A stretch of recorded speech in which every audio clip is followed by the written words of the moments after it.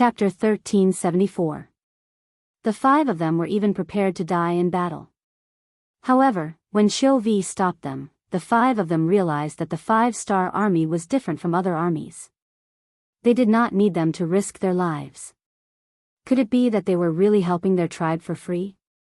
The other 4 people were led by Nikoliv. After being stopped, their gazes naturally fell on him. Let's wait and see. Nikoliv, who was also at a loss, could only say this. At the same time, he looked at the battlefield. He could not understand why the 5-star army only sent out 100 cavalry even though they had more people. What was the reason for this? Very quickly, Nikoliv had an answer. Everything that happened on the battlefield told him that there was only one reason why the 5-star army only sent out 100 cavalry. These Mongol cavalry were not worth sending out more cavalry. The black cavalry leaped over the river and the distance between the 2 sides was getting closer and closer. When they were less than 4 li away, Ahechi shouted, 100 cavalry on each side, charge. Ahechi thought that he had seen through the situation and that the enemy had sent out 100 cavalry to test the waters. This was his chance. He only needed to kill these 100 cavalry as quickly as possible and take advantage of the fact that the enemy had not reacted to the situation to kill them. Then, the situation would be settled. When he thought about how the enemy's black armor would increase his army's combat strength by at least 50%, he began to laugh maniacally. It was truly a blessing from the gods that such a good preparation was placed in front of him. There was no reason for him not to accept it. On the battlefield, the 200 Mongol cavalry shouted and made all sorts of noises. They spread out and surrounded the 100 black cavalry. Although there were only 200 of them, because their formation was too spread out, it actually gave off a strong momentum. They either went towards the left wing or the right wing. Some even went towards the middle. The sabers in their hands continuously spun as they prepared to strike. On the other hand, the 100 black cavalry soldiers also spread out. With Beta Persei, Ba Dao Jiang, Pengyu, and the others at the tip of the arrows, they formed groups of around a dozen people, and they tore through the air like arrows that left their bows. They headed straight for Ahechi, who was protected by 100 Mongolian cavaliers. It was as if no matter where the wind blew, he would just go all the way. Fire! Fire! Ahechi's face revealed a trace of panic when he saw that the incoming enemy did not care about being surrounded and instead went straight for the root of the problem. Although there were only 100 of them, for some reason, they gave him a great sense of pressure. It was like being stared at by a wild beast on a grassland. With a command, the 100 cavalrymen beside him quickly took out their strong bows, nocked their arrows, and began to shoot.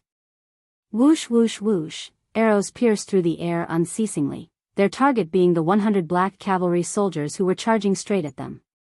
At the same time, a large number of Mongolian cavaliers also surged in from the left and right of the black cavalry. It was not an exaggeration to say that there was an ambush from all sides. At that moment, the black cavalry had already met with dozens of Mongolian cavaliers in front of them. Their black clothes and black armor allowed them to ignore normal arrows. At that moment, they only needed to swing their swords and kill the enemies who were charging at them. Clang clang clang, the Black Knight Dragon Guards did not show any signs of slowing down, nor did they make any movements to dodge. They allowed the arrows to hit their bodies, and the sound of metal clashing could be heard. Then, the sabers in their hands clashed with the sabers of the Mongolian cavalry in front of them. Then, an unbelievable scene appeared. The Mongolian cavaliers who were riding on their horses with ferocious expressions were stunned on the spot. It was as if their acupoints had been sealed. They did not move at all and allowed the black cavalry soldiers beside them to jump past them as if they did not know what was going on. This scene shocked Nikoliv, who was watching the battle. This scene shocked Ahechi, who was commanding the battle. This scene shocked the Mongolian cavaliers who were flanking them from the left and right. A scene that should not have happened on the battlefield happened just like that. But everyone knew that swords and sabers had no eyes on the battlefield. Often, the outcome of a battle could be decided in an instant. There was absolutely no room for the slightest bit of absent-mindedness or carelessness because it often meant that one was already walking together with the god of death. But now, it was not just one Mongolian cavalier, but dozens of Mongolian cavaliers who were standing there. It was as if a spell had been cast on them and they did not move at all. This scene was so real that it caused everyone who saw it to have a big question in their hearts. They could not help but ask in their hearts, what is going on? What is going on now? While most people were still confused, Beta Persei led the black cavalry and did not stop charging forward. They continued to charge forward bravely and soon, they reached Ahechi's camp and stood in front of the Mongolian general. Kill. Ahechi was also puzzled as to why his cavaliers did not move. However, with the enemy before them, he could not care so much. He clamped his legs on his horse and rode forward with his saber raised. Dang, dang, dang. When the two sides came into contact, they exchanged 3 saber blows in an extremely short period of time. Only the most elite cavaliers could achieve such a speed. Only the veterans who were one with their horses could do it so skillfully. The black cavalry slashed 3 times in a short period of time. Ahechi and the others who were passively defending also blocked 3 saber blows. A huge force traveled down the saber to their arms, causing the arms of the 100 Mongolian cavaliers to tremble uncontrollably. Shock rose in their hearts. Not only was the speed of their opponent's saber extremely fast, the strength was also extraordinary. He was definitely a tough opponent. Before the shock in their hearts could completely disappear, an even more shocking scene appeared. After blocking the 3 slashes, they were shocked to find that the sabers in their hands had actually broken into 2. This sudden scene shocked everyone, causing them to be at a loss for what to do. They were completely shocked, just like the dozens of Mongolian riders earlier. Their minds were blank as they sat on their horses, forgetting everything. How could they have known that the black cavalry dragon guards had already changed their weapons to divine sabers? This was something that Yang Chendong had specially brought out from the military factory in Crimson City. As Yang Xie gained more and more iron ore, his forging skills continued to improve. The quality of the sabers also increased greatly. Every new divine saber lived up to its name. Not only were the sabers thinner and lighter than normal sabers, they were also sharper and had reached a state where they could cut through iron like mud. In just 3 saber blows, they were able to cut the enemy's saber in half. This showed how powerful and tough the saber was. Get down from your horses. Beta Persei and the others, who had succeeded in one strike, reined in their horses.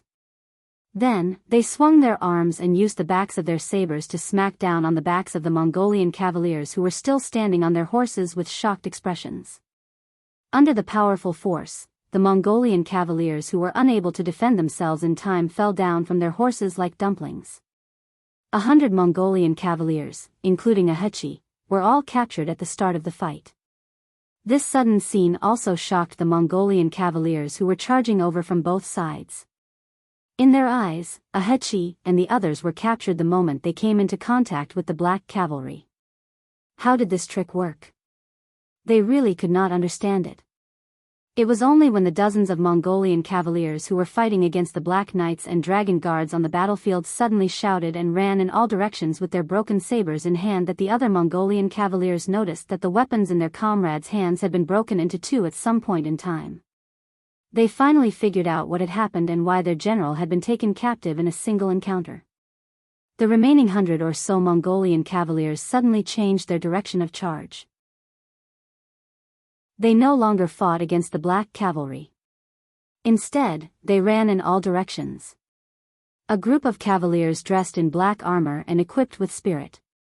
They could ignore the arrows fired from afar and also had sabers that could cut through iron like mud. This kind of opponent was not someone they could fight against. Since they could not win, they could only run. They had to report this news to the Khan. Not good, they want to run. Nikolaev instinctively shouted and immediately rode out. The scene that had just happened in front of him had stimulated him greatly.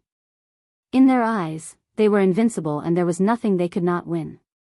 Wherever they appeared, it was as if a gust of wind had swept through and not a single blade of grass grew.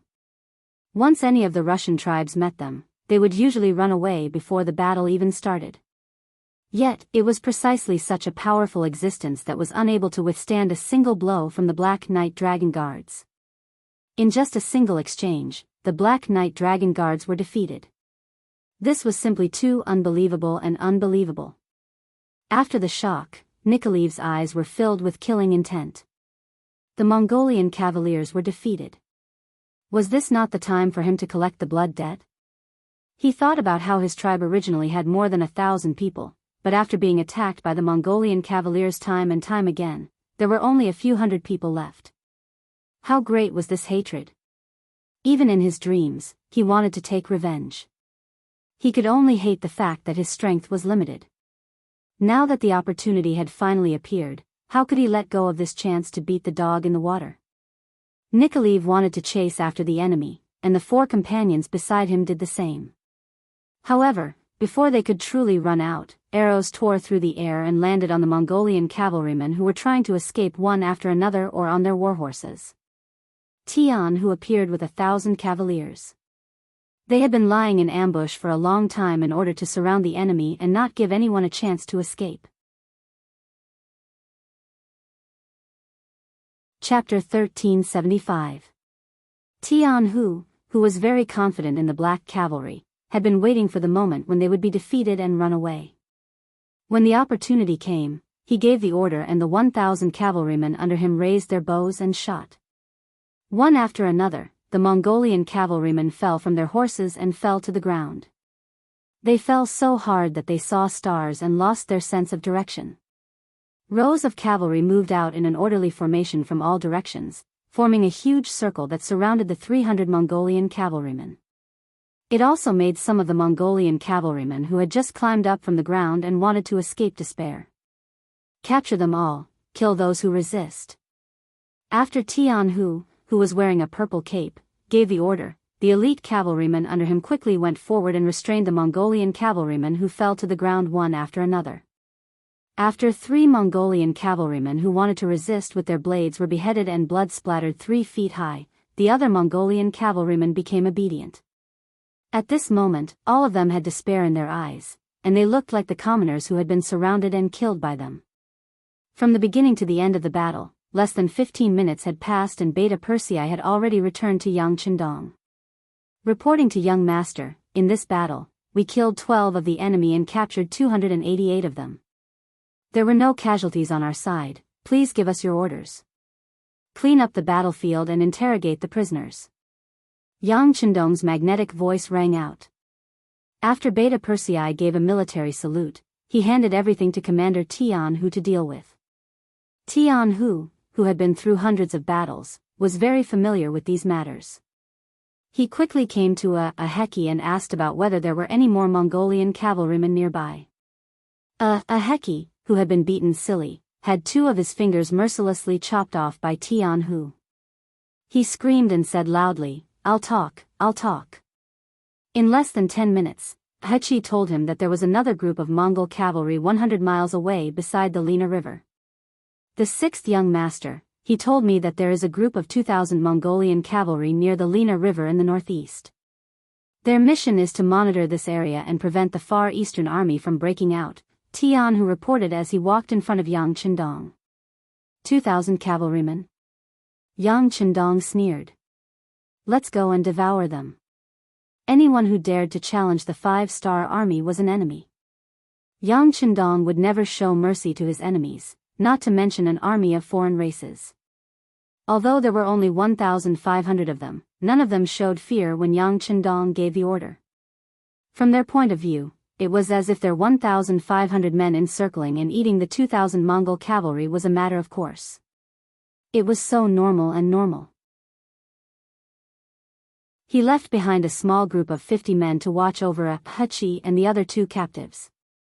In the blink of an eye, Yang Chendong brought the main force and disappeared from the Amuga River. Lena River. The river was flowing from a high point to a low point. Beside this 30 feet wide river, a number of tents had been set up. Many Mongolian soldiers patrolled with their sabers in hand. Piles of firewood were piled up here, and many fully dressed sheep were placed on the piles of firewood. What a lively scene. The sky was about to turn dark, and bonfires were lit. From the tents at the side, many white-skinned women in tattered clothes walked out. Under the illumination of the fire, everyone's face revealed a terrified expression. These women were all captives of the Mongolian cavalrymen, and they were all women from the nearby Russian tribes. Over the past few days, the Mongol cavalry had appeared like locusts and invaded their homes. They killed all the men in their tribe and captured them. Some of them had lost their fathers, some had lost their husbands, and some had lost their children. Their experiences had caused some of them to feel numb. If not for the fact that they did not have the courage to die, they would have followed in the footsteps of their families. However, although they did not die, they only had a body. Without a soul, without hope, they were just walking corpses. Bring them out and let them dance. If they dance well, they will have food to eat, ha ha ha. A middle-aged man dressed in Mongolian armor laughed out loud. He was the general of the 2,000 Mongolian soldiers, Nanlidi. Ever since he had followed Hulahan from Siberia to the Far East region, he had been living a blissful life every day. In the day, he would lead the cavalrymen to sweep and kill, and at night, he would enjoy the fruits of his labor. Under his small eyes, his gaze carefully swept across the white women. He had already chosen 2 targets who would serve him to sleep tonight. Compared to the life in the Far East region, it was much better than the barren Siberia. There was good wine, beauties, and a Han Chinese army that could be taken as prey at any time. Compared to the Siberia region that they had swept through countless times, this place was simply too rich. Of course, what Nanlidi enjoyed was still a far cry from what Khan Hurahan and General Akhmu enjoyed. The other party had taken over the Far Eastern region's capital, Al City. There were hundreds of thousands of people from various races there, and the wealth and beauties were uncountable. Although he was envious in his heart, Nanlidi could only sigh. He knew that his experience was still shallow, and some good things would not be his turn. However, it was not that he did not have any hope. For example, if he could find the hiding place of the Far Eastern Army, it would be a great achievement. It was said that the Far East Army's provisions were hidden in a very secretive place, and only the governor knew where it was. Once he found this person, the merit he would receive would be enough to qualify him to go to Al City. At that time, his treatment would undergo an earth-shattering change. Tomorrow we will send people to search nearby, and expand the search area. However, for now, of course we have to enjoy it. Come on, let them dance. Nanlidi, who was full of expectations for tomorrow, seemed to be filled with yearning and hope. His entire mood seemed to have become even more excited at this moment. The general gave the order, and the women who were chased out of the house were thrown into the inner circle, and under the light of the bonfire, they started to dance the Russian folk dance. Outside, countless Mongolian cavalrymen drank the horse milk wine, ate the whole roasted lamb, and laughed with saliva dripping from their mouths. Some of their gazes were filled with lust when they looked at the scene, as if they were evil children on the grassland staring at white lambs. The women felt their hearts palpitating, and some of the more timid ones started to cry. They could already imagine what kind of fate would befall them when night fell. Thinking about how they would soon become the bedding of these evil wolf-like people, some of them could not help but start to sob. Everyone would be afraid, and now, the Russian women were not only afraid, they had already started to feel fear. This caused their dance to become messy, and it immediately attracted the scolding of some of the Mongolian soldiers. The more nervous one was, the easier it was for them to make mistakes. Finally, one of the girls lost her composure. Especially when she was too direct with the gaze of a Mongolian soldier, she accidentally sprained her ankle and fell to the ground. "Bastard, you can't even dance properly, what's the use of having you?" One of the closest Mongolian soldiers pulled out the scimitar at his waist and walked towards the woman with a ferocious gaze. His body was filled with killing intent, and his gaze was filled with rage. He wanted to kill one as an example, and let all the Russian women know that in front of the brave Mongolian soldiers, they could only listen obediently. Otherwise, only death would await them. The Mongolian soldier stood up, and the Russian women cried out in shock. They hugged each other, but they threw the woman on the ground to the side.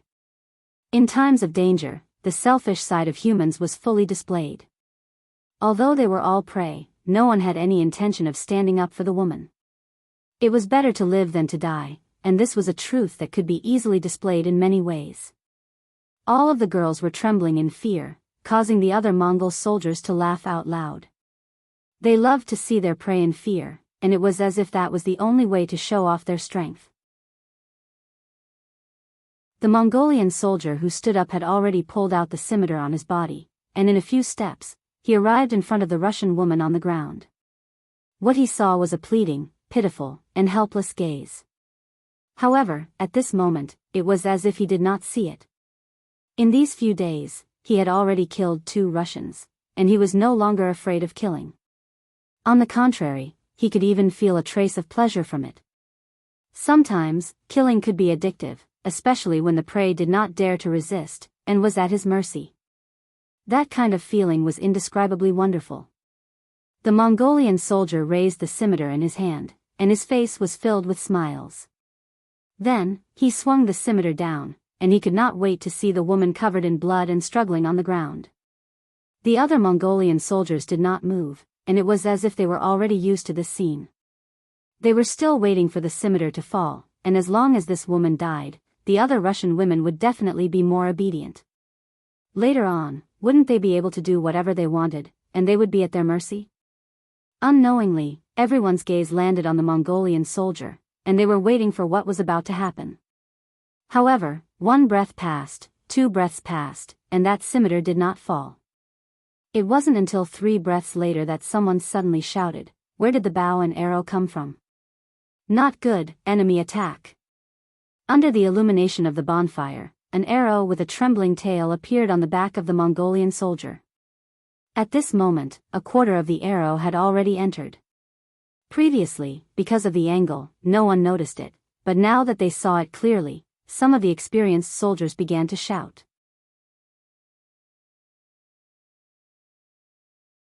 Chapter 1376.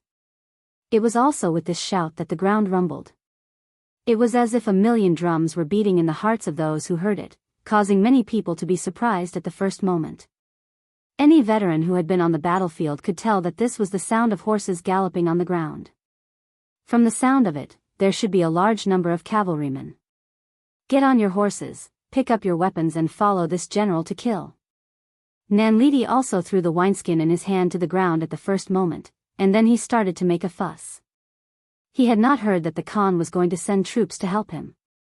Furthermore, one of his brothers had already been shot by an arrow. Even if he used his toes to think, he should know that the enemy was not a friend. However, he did not panic. The only enemies in the vicinity were a few scattered Russian tribes.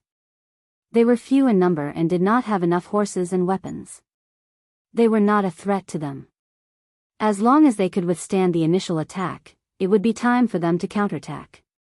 As expected of well-trained elite soldiers, under the command of their general, the drunken Mongolian soldiers seemed to have changed. They were all in high spirits as they found their horses and pulled out their scimitars. They looked as if they were ready to enter the battlefield at any time. Rumble, rumble, the sound got closer and closer. Following that, a group of cavalrymen in black clothes and black armor charged towards the Mongolian camp under the protection of another group of cavalrymen in green military uniforms. While they were still far away, the arrows in their hands were fired from afar. When the arrows landed on the tents, they caused a raging fire. The newcomers were the 200 black cavalry led by Badao Jiang, the vice-captain of the 1st Battalion of Black Cavalry Dragon Guards, as well as the 600 soldiers of the 1st Cavalry Army led by Jianghu. During the day, the Black Cavalry had been in the limelight by the Amurga River. At night, Jianghu did not want to be a spectator. He took the initiative to ask for battle and Yang Chendong allowed him to bring 600 soldiers. As for the other Black Cavalry and the 1st Cavalry Army, they surrounded the perimeter to prevent the enemy from escaping. Before Yang Chendong found the enemy's main force, he did not want his whereabouts to be known by others. When Tianhu and Badao Jiang appeared, it was as if a dark cloud had gathered. With the best weapons, the strongest horses, and the strongest physique, the 5-star army charged into the Mongolian camp as soon as they appeared, showing their tyrannical and domineering side. Without any time to prepare, there was no way to counterattack. The 5-star army arrived in front of them. The lit tents and the bonfires on the ground became the guiding lights, illuminating the surroundings and giving the 5-star army directions, allowing them to kill in all directions. One after another, the Mongolian soldiers who had yet to find their horses were hacked to the ground. One after another, the Mongolian soldiers who wanted to counterattack realized that the scimitars in their hands were quickly broken into two, becoming useless objects. One after another, the Mongolian soldiers fell to the ground covered in blood, their bodies trembling uncontrollably. One after another, the Mongolian soldiers watched as the enemy's scimitars slit their necks. They were powerless and helpless. It was as if they had been surrounded by the small Russian tribe. Now, they had become the prey, the meat on the fish. Those who resist will be killed without mercy. Those who surrender, throw down your weapons and kneel on the ground and you will live. Tian who held his scimitars, and in a short period of time, he had already cut down 3 Mongolian soldiers. He was filled with killing intent as he watched the Mongolian soldiers in front of him dwindle. Those who surrender will live. Those who resist will die. More and more 5-star army soldiers began to roar. Their voices were transmitted into the ears of the Mongolian soldiers. Some of the Mongolian soldiers who had been frightened pale by the scene in front of them finally put down their weapons. This was simply an unequal battle. One side came prepared, while the other side came unprepared. One side was preparing their troops, while the other side was immersed in wine and women. One side was filled with killing intent, while the other side was filled with fear. One side was like a hot knife through butter, while the other side was defeated like a mountain. Under such a situation, if they continued to resist, they would only die. Just like those Russian girls who knew that it was hard to live, but did not want to die, these Mongolian soldiers were the same. After knowing that they could live if they surrendered, they did not hesitate to choose the latter. With a large number of Mongolian soldiers kneeling and surrendering, the situation on the battlefield became clearer. In less than an hour, the entire battle had ended.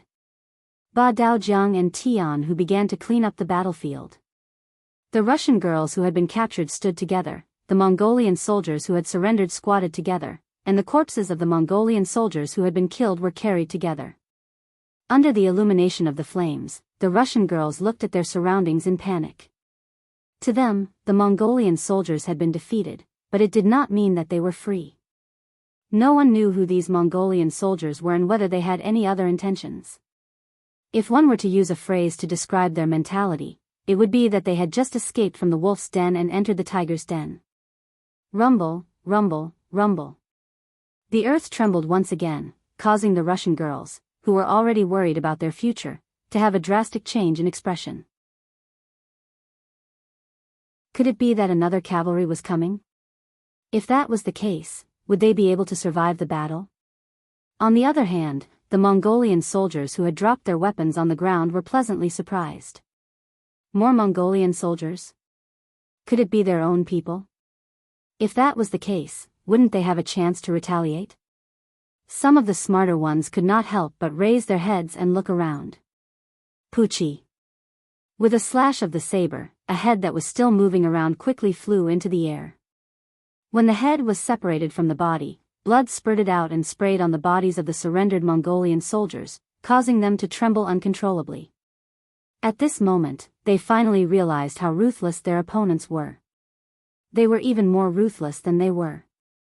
Compared to them who killed without batting an eyelid, these Mongolian soldiers were the demon kings. Don't have any dirty thoughts. Act like you are surrendering. When Ba Daojiang's loud voice rang out, he was wiping the saber in his hand. With such an example, the rest of the Mongol soldiers quickly became obedient. Now, even if the battle cries outside shook the heavens, they did not have the courage to raise their heads. After a series of rumbling sounds, another group of Mongolian soldiers entered the battlefield. Yang Chendong, who was dressed in a golden battle robe, entered the battlefield under the protection of the Black Cavalry and the soldiers of the First Army. Behind them, hundreds of men dressed as Mongolian soldiers were hugging their heads as they walked.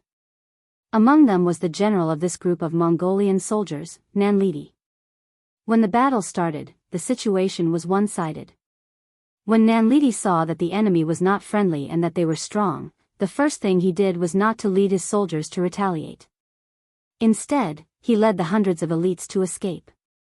At any time, survival was always the most important thing.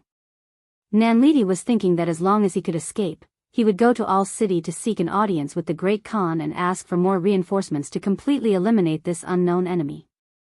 With the thought of revenge in mind, Nanlidi decided to endure for now. However, not long after he left the tent, he met Yang Chendong, who had been waiting for him. With an order, the arrows shot out, causing him to feel dizzy. After another wave of cavalry charge, the Mongol soldiers who were already scared out of their wits all laid down their weapons and surrendered. Nanlidi was forced to join them as well. However, even at this time, Nanlidi still had a sliver of hope in his heart.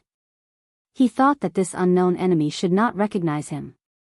As long as he did not make a sound and did not reveal his identity, there was a chance that the other soldiers would mix together and find an opportunity to retaliate. Nanlidi, who always had his own thoughts, quickly found that his hopes were dashed once again. This was all because he saw someone. A centurion under his command, a Heki, was holding a torch and identifying the captives. In a short period of time, a number of centurions had been identified. This scene caused Nanlidi to lower his head involuntarily. Unfortunately, a Heki quickly appeared in front of him and ordered him to raise his head. Nanlidi had no choice but to raise his head with a ferocious gaze. He wanted to warn a Heki not to spout nonsense, but just as he raised his head, a palm landed on his face. At this time, General Nantai still wants to threaten me? Needless to say, this slap was from a Heki. He was using the power of the 5-star army to vent his anger. If it was not for this person pushing him aside, he would not have led his troops to guard the perimeter and would not have been captured by the 5-star army so quickly.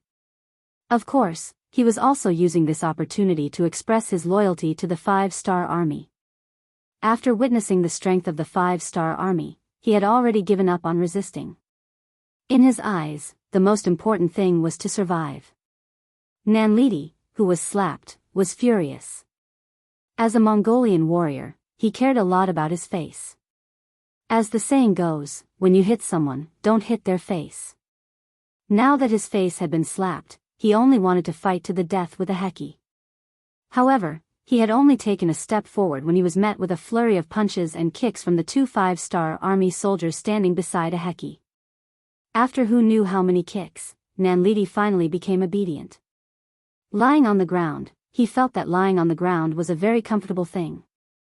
He is the commander of the troops, General Nanlidi. I will have to trouble the two of you to bring him over. Unlike facing Nanlidi, a Heki had a flattering expression. Under the drag of the 2 5-star army soldiers, Nanlidi was thrown in front of Yang Chendong, who was already sitting under the golden blade. Just as he was about to lie on the ground and play dead, a clear voice entered his ears. If you don't want to die, kneel properly.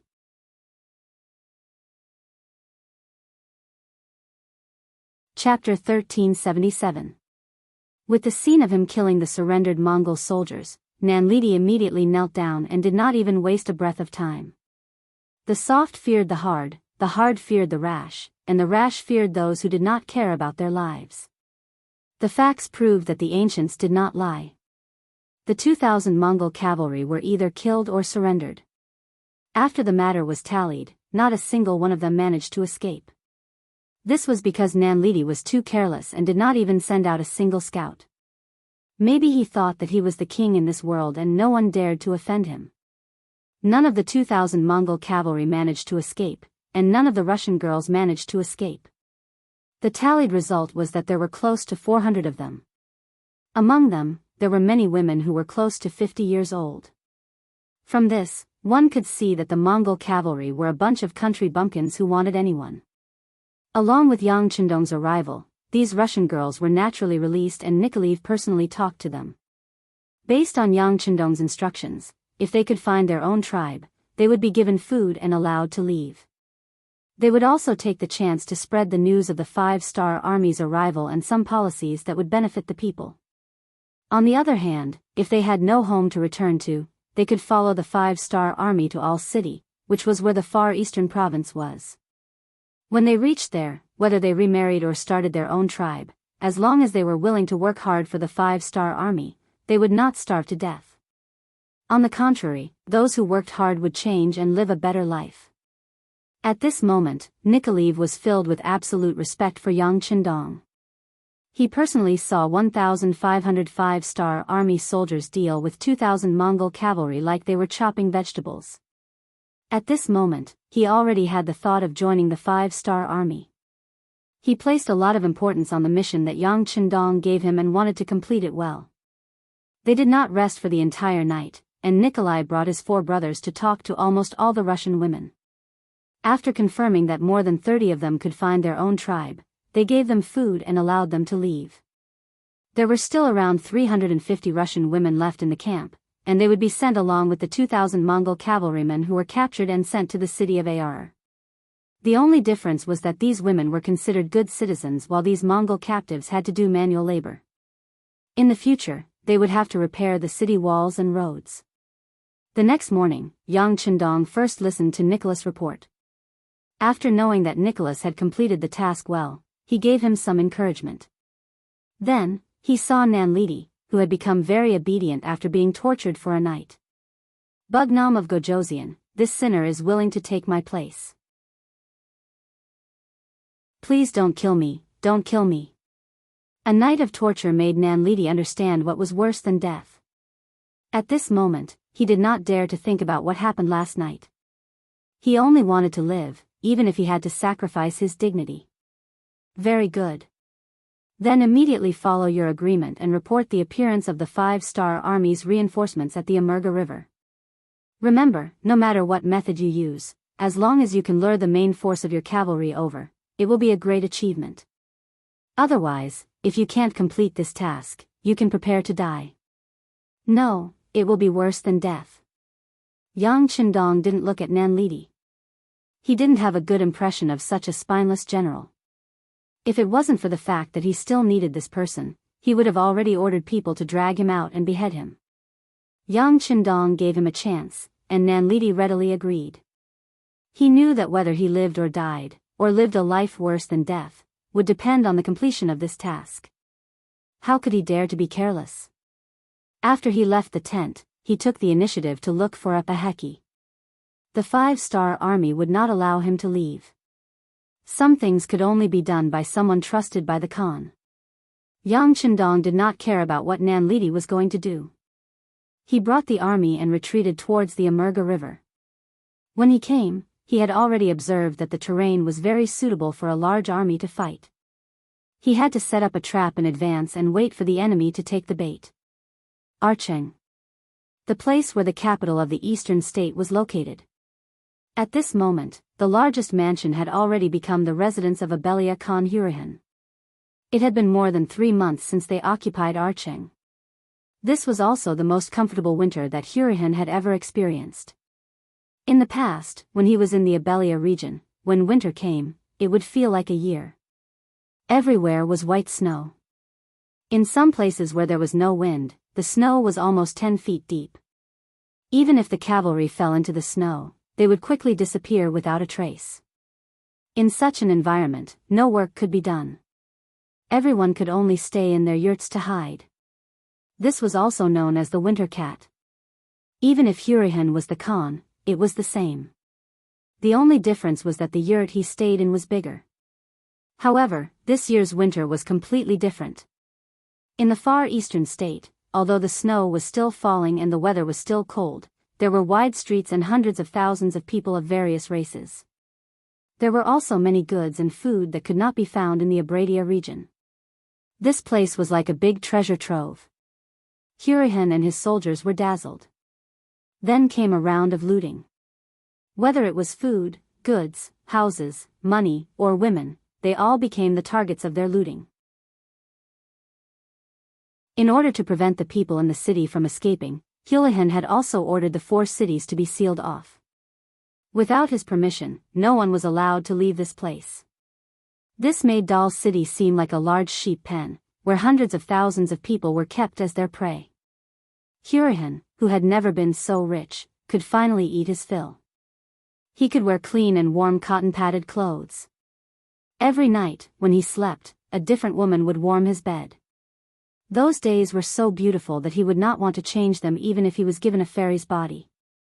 After 3 months of such drunken stupor, Hurahan had put on a lot of weight. Not only him, but the cavalry under his command had also become much stronger. After getting used to living a good life, he was afraid that he would go back and live a poor life. So, he was troubled. Where was the food in the eastern state? This became a sore point for Hurahan. According to Tang Sheng, who had surrendered, there was a batch of relief food in the far eastern region. It was to prevent natural disasters from happening.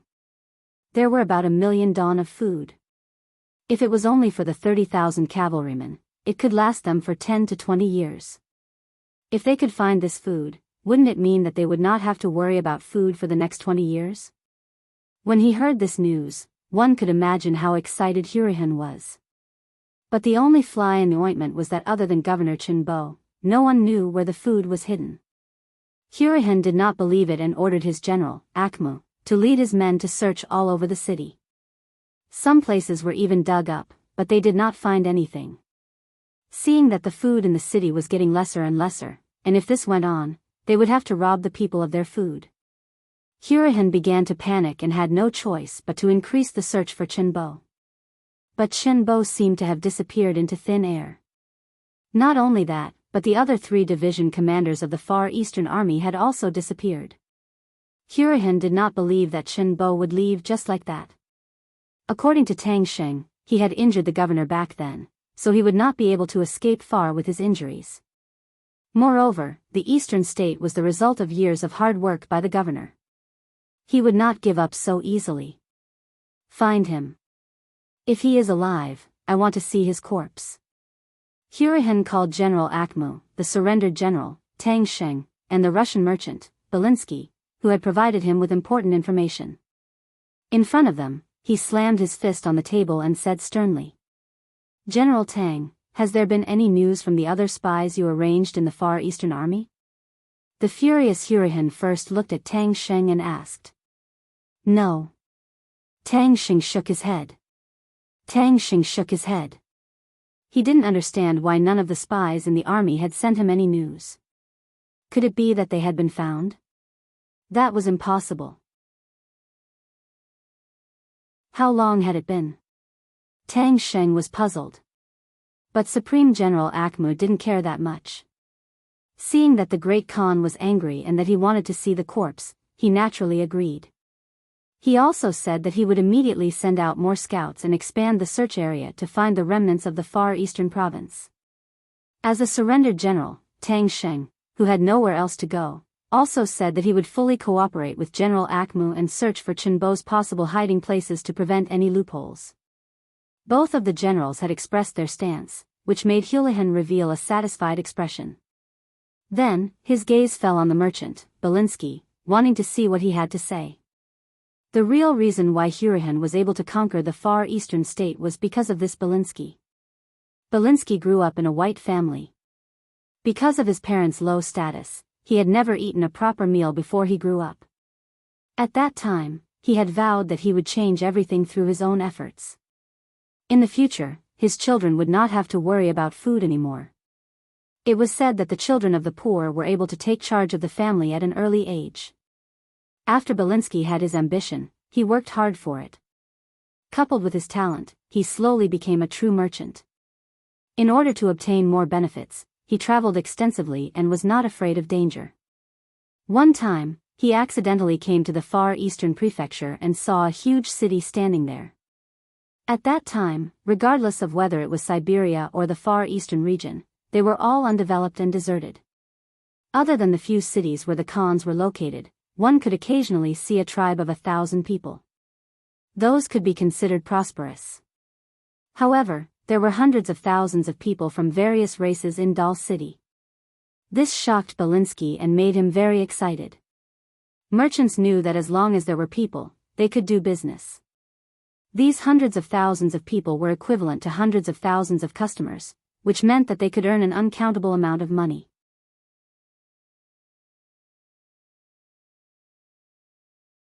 Chapter 1378. In his excitement, Belinsky used his business methods to understand the situation in the city, as well as the prices of the various items in the city. As his understanding of the city deepened, he was also deeply shocked by the dazzling array of goods in the city. For example, glass products, perfume, silk, tea leaves, and so on were all used here. Once these things were sold elsewhere, the benefits would be unimaginable. In his excitement, Belinsky took out all of his savings to purchase goods in all city. Gradually, he established a relationship with Tang Sheng. Under his intentional roping, the two of them quickly became friends, and he was also able to learn some secrets that no one else knew. For example, if a Han merchant were to purchase goods from Archeng, the cost would be reduced by a lot, and they would receive a lot of preferential treatment. For example, Tang Sheng actually had Mongolian blood in him, and his tribe was in the Abelia region, etc. Belinsky had always been an ambitious businessman. After learning about the situation, he had other ideas. For example, he could drive the Han people out of the Far Eastern region and let him personally control everything. That way, his strength would increase by hundreds or even thousands of times in the shortest amount of time. At that time, he would no longer need to run around doing business. At that time, his descendants would no longer have to worry about not having enough to eat. After the ambitious Belinsky left the Far Eastern region, he came to the Siberia region to look for Khan Hurahan. If he wanted to achieve his goal, he needed a powerful partner, and Hurahan was that person in his heart. Hurahan, who was also ambitious, quickly got together with Belinsky. Then, they took control of Tang Sheng's tribe and used him as a spy to launch a surprise attack. Without any preparation, Chen Bo was injured and fled, and the Far Eastern region changed hands. In fact, Hurahan was able to live a good life now because of the information and help provided by Belinsky. Therefore, in his heart, he still valued this merchant very much. Now, he looked at him and wanted to hear if he had any good opinions. This did not disappoint Hurahan. From the perspective of a merchant, Belinsky made a suggestion: open the city gates and let the commoners out. At the same time, offer a large reward for information on Chen Bo's whereabouts. No matter who it was, what tribe they were from, or what status they had in the past, as long as they could provide information on Chen Bo's whereabouts, they would be rewarded with 50,000 taels of silver. If you can capture him alive and deliver him to me, you will be rewarded with 100,000 taels of silver. Whether it was 50,000 or 100,000, it was not a small number. If they hadn't conquered Archeng, even if they sold Hurahan, they wouldn't have been able to gather so much money. But now, he had already occupied the Far Eastern state. He had plundered a lot of good things here, but he didn't have time to take away the silver. These mere tens of thousands of silver taels were nothing in his eyes. Great Khan, everyone has a greedy heart. As long as we offer a large enough reward, no one will not be tempted. Once the news spreads, we don't have to worry about Chen Bo not showing up, Belinsky said confidently. This came from his understanding of human nature. In this world, no one didn't like money. All they had to do was provide information and they could get 50,000 taels of silver. They wouldn't be able to finish eating and drinking for the rest of their lives. Who wouldn't be tempted? The so-called loyalty was only because the bargaining chip for betrayal wasn't enough. Now that Belinsky had raised this bargaining chip and was satisfied, anyone with a weak will would know what decision to make. Good, very good. Hu Lihan was overjoyed when he heard that. He just wanted to find Chen Bo and use him to find the 1,000,000 dan of grain. He didn't care about the process. A huge net was set up to find Chen Bo. At this time, Chen Bo didn't know that someone had put a bounty on his head. He didn't even know that Yang Chendong had led the army into the Far East. At this time, he was suffering from a fever in a forest 50 miles east of Archeng, enduring a life-and-death crisis. It's still not working. He's still burning, the captain of the guards, Xia Qian, said worriedly after removing his hand from Chen Bo's forehead. If it doesn't work, then boil some water. The commander of the 2nd Cavalry Division, Kong He, clenched and unclenched his right fist. He seemed to have made a decision. Tang Xing's sudden attack had caught Chen Bo off guard. He had been stabbed while running away. Fortunately, the Far Eastern Army had a complete set of traditional Chinese medicine, so a knife wound wasn't fatal. However, Chen Bo hadn't had a good rest. His wound had become infected while he was running, causing him to have a high fever. Although the wound was no longer inflamed, if the fever didn't subside, his life would still be in danger. Scalding one's feet with hot water was a good way to get rid of the fever. Everyone who studied under Yang Shui knew this. However, the problem was that they were in a state of hibernation. They couldn't boil water and smoke to attract attention. If Chen Bo woke up, he would never allow such a thing to happen. However, this was a matter of life and death. When Chen Bo wasn't awake, Commander Kong He took his position and gave this order. Okay, let's be careful. The captain of the guards, Xia Qian, nodded and ordered someone to make the arrangements. He himself didn't leave Chen Bo's side at all times. He even had a short knife with him. Following Tang Xing's rebellion, it was hard for Xia Qian to trust anyone. Speaking of which, it was precisely because of Tang Xing's rebellion that Chen Bo became vigilant. He firmly grasped the military power in his hands and gave the order when he was running away. Without his military order and tiger tally, even the 3 commanders couldn't mobilize the soldiers of the Far Eastern Army. As a result, the counterattack couldn't be carried out and the 3 divisions could only find a place to hide. If he wanted to turn the situation around, the first thing he had to do was to wake Chen Bo up. In order to achieve this goal, Xia Qian didn't care whether he would be discovered or not. Since no matter what he did, it would be contradictory. He would just choose the lesser of 2 evils. They naturally didn't lack firewood in the mountains. The only problem was that once they did this, smoke would inevitably be produced. This was a dangerous thing that could easily expose their location. As a result, even though the guards were extremely careful, there was still smoke coming out of the forest. It was spotted by the Mongolian scouts who were searching nearby. However, due to the distance, he couldn't immediately go forward to investigate. After thinking for a moment, he turned his horse around and rushed towards a nearby Mongolian army. Just as this Mongolian scout was about to leave, there was another cavalry scout about 8 li away who also saw this scene and left. The hot water was finally boiled. The unconscious Chen Bo was supported by Xia Qian as he placed his feet into the tub of hot water. With a cry, Chen Bo woke up from the hot water and slowly fainted again. Fortunately, after soaking in the hot water, his body began to sweat. After 2 hours, his body temperature began to drop and Chen Bo woke up again. With the fever temporarily gone, Chen Bo's spirits seemed to be much better. With Xia Qian's support, he forced himself to sit up. He first looked at the tub that was still warm and frowned. You guys started a fire? Yes, it was my order. The 2nd Cavalry Division's commander, Kong He, took a step forward and took responsibility. Beside him, Commander Xia Qian also followed up and said, I also agree. AI. Hearing that they had started a fire, Chen Bo sighed. At this moment, he didn't know what to say. However, since the fire had already started, it was too late to say anything. He could only hope that no one would discover them. Alright, let's not talk about this matter.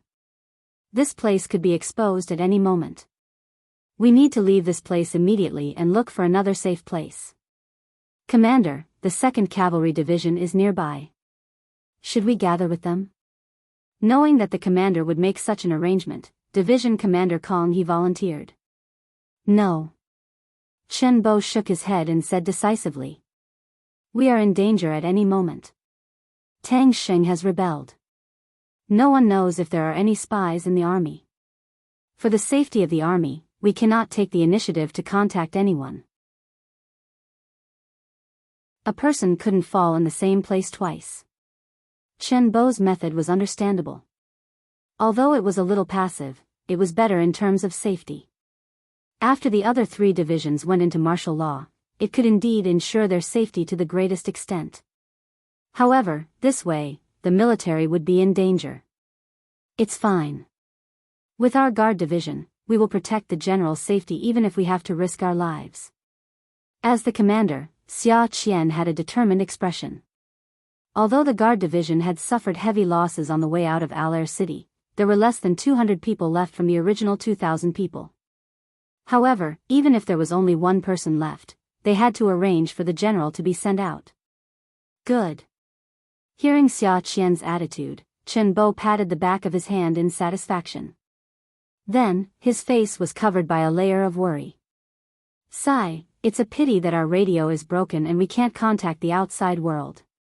The situation here can't be spread out in time. I think the sixth young master must be worried sick. Chen Bo temporarily regained consciousness. However, it didn't eliminate the possibility of him having a high fever at any moment. After all, the hot water treatment didn't solve the problem. Without a safe environment to rest, the fever could reappear at any moment. Using this time, the guard division made the decision to move. However, just as everyone was packing up and Chen Bo was being carried onto a military stretcher, a soldier hurriedly came to report that there was a large group of Mongolian cavalry outside the mountain. There were at least 1,000 of them. They found us so quickly. Whether it was Kong He or Xia Qian, their faces sank.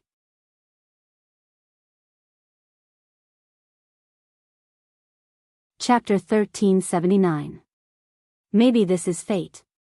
How about this, you guys go first, and I'll cover you. Remember, no one can have the right to mobilize the army without an order. If I die, then wait for the sixth young master to send a new commander to give the order. In comparison, Chen Bo's expression was calmer, as if everything that happened was not out of his expectations. No, if we're leaving, we'll leave together. Xia Qian and Kong He said almost at the same time. As the captain of the guards, protecting Chen Bo was his most important task. Once the commander was in trouble, he would naturally not be able to avoid punishment. It was understandable that he would say such words. However, Kong He was the commander of the 2nd Cavalry Division, so he did not need to do this. However, Kong He still made such a decision. When Chen Bo heard it, he could not help but sigh. He could understand Kong He. He was originally the commander of the 2nd Cavalry Division, but because he was worried about his illness, he took the initiative to leave the division. Now, it was not impossible for him to return to the division, but after he returned, he would probably only be able to hide in the dark and would not be able to mobilize the army. After Tang Sheng's rebellion, without Chen Bo's orders, even the commander could not mobilize the army. He felt that this commander had no authority. Instead of going back to hide, he might as well kill the enemy here and leave his life or death to the heavens. In fact, Chen Bo used to trust Commander Kong He very much. Otherwise, he would not have arranged for him to guard the nest in the far eastern region when he sent troops to rescue Beginning City. However, since there was a problem with Tang Sheng, as the commander, he had given the order that the army should not move without orders, so he had to treat everyone equally. Sighing, Chen Bo knew that it was impossible to chase the two of them away. He could only speak while he was still conscious. Since that's the case, let's move to a safe place now. Let's go. After Xia Qian agreed, he ordered the guards to speed up. At the same time, he sent out scouts to scout the enemy's situation. He wanted to find an opening where the enemy was weak to charge out. There were 1,000 Mongolian cavalrymen surrounding this area. They were quite lucky and were patrolling this area. When they heard the report from the scouts, they rushed over with the intention of giving it a try. Unexpectedly, they really bumped into a big fish. Although he wasn't sure if the person who was surrounded was a general from the far eastern region, it was already a great achievement that he was able to fight back. The Mongolian general's eyes glowed with excitement as he said, "Don't be in a rush to attack. We need to surround them before we attack. In any case, we cannot let a single person escape." It had to be said that these Mongol cavalry were quite strong. After roaming the Siberian region for many years, they had unique experience in fighting cavalry in mountainous regions. In this aspect, even the 5-star army that had been through hundreds of battles would not be their match. This was also the main reason why Yang Chendong did not immediately head for Archeng, but instead set up an ambush beside the Amuga River. It was because they were good at fighting in the mountains that the 1,000 Mongolian cavalrymen did not take the Far Eastern army seriously. In their eyes, the Far Eastern army was just a defeated opponent. Therefore, after the order was given, they did not rush to surround the Far Eastern army. This made Xia Qian and the others, who were in the middle of the encirclement, very anxious. They were already prepared to fight back with all their might when the enemy charged at them. They were also prepared to look for a weak point to break out of the encirclement. However, the enemy did not panic and continued to shrink the encirclement. In this way, it would be hard to say if there was a weak point. They are still not in a rush to charge. We have to make the first move. Xia Qian was not a stubborn person. Otherwise, he would not have become the captain of the guards. After thinking deeply, he made a decision. He wanted to counterattack first and see if he could disrupt the enemy's formation and find a way to break out of the encirclement. Let me go. You have to stay behind and ensure the safety of the general. This is the most important thing. Kong He stood up again and made his decision to lead the troops. No. This is my responsibility as the captain of the guards. How can I let Mr. Kong take the risk? Xia Qian shook his head and said. What do you mean by taking the risk? Do you think we will be safe if we stay here? Kong He did not back down. Obviously, the two of them saw the danger in front of them. Instead of sitting here and waiting for death, they might as well charge out and fight the enemy to their heart's content. At least they could kill a few enemies. The two of them were still arguing. Neither of them had the intention to back down. On the outside, the Mongolian cavalrymen were getting closer and closer to them. The encirclement was also shrinking. It looked like the battle would start at any moment. However, they did not know that behind them, there was a group of cavalrymen quickly gathering and closing in on them. They were the vanguard that Yang Chendong sent out. They were the vanguard led by Dai Qua, the former commander of the Far Eastern Army's 1st Cavalry Division. Considering that Dai Qua was familiar with the situation here, Yang Chendong sent him out to see if he could find Shenbo's position. When the time was right, he would coordinate with him from the inside.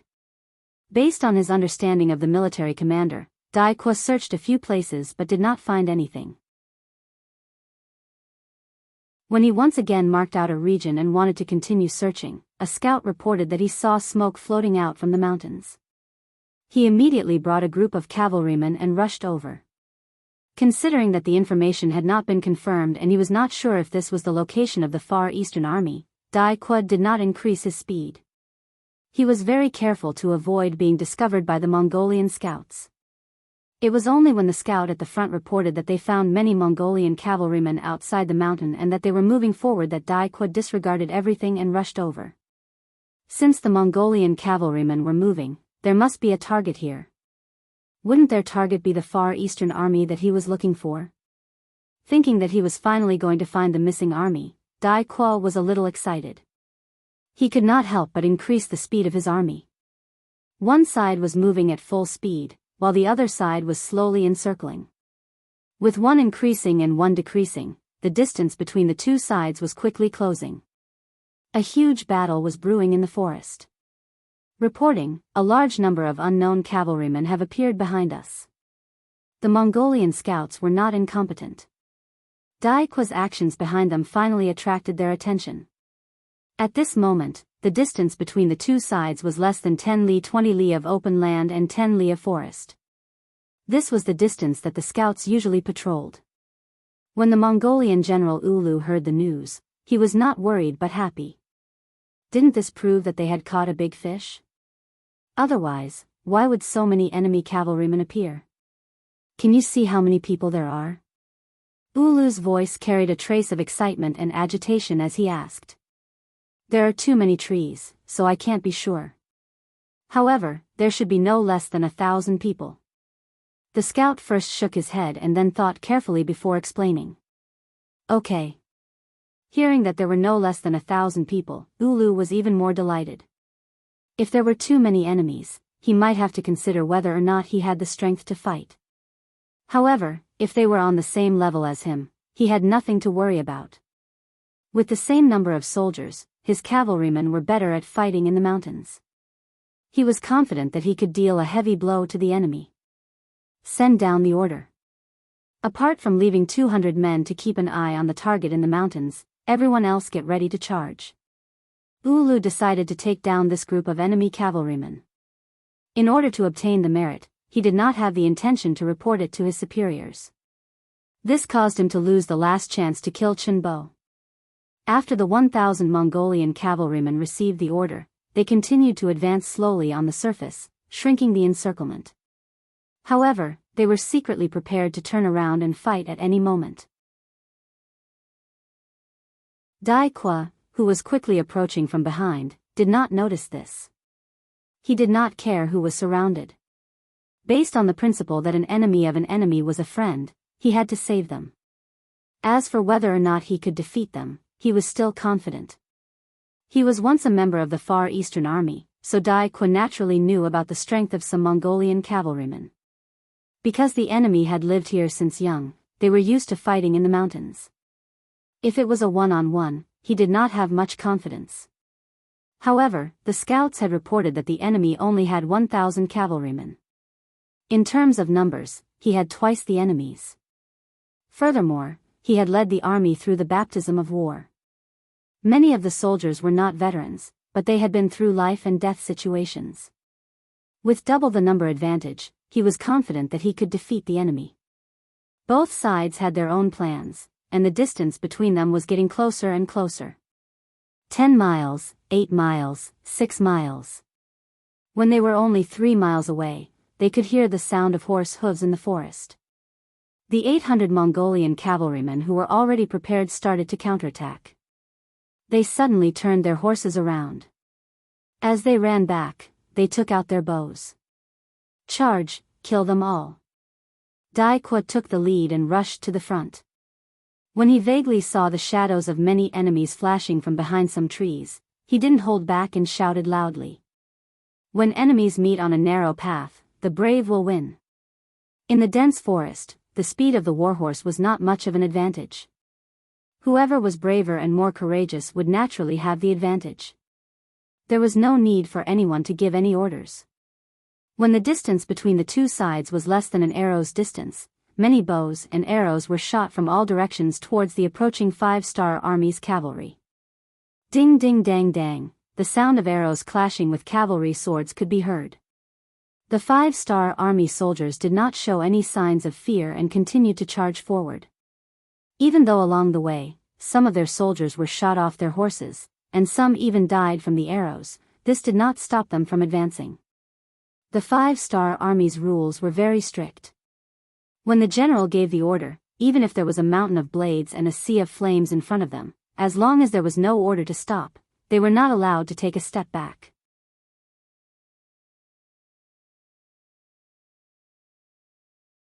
Chapter 1380.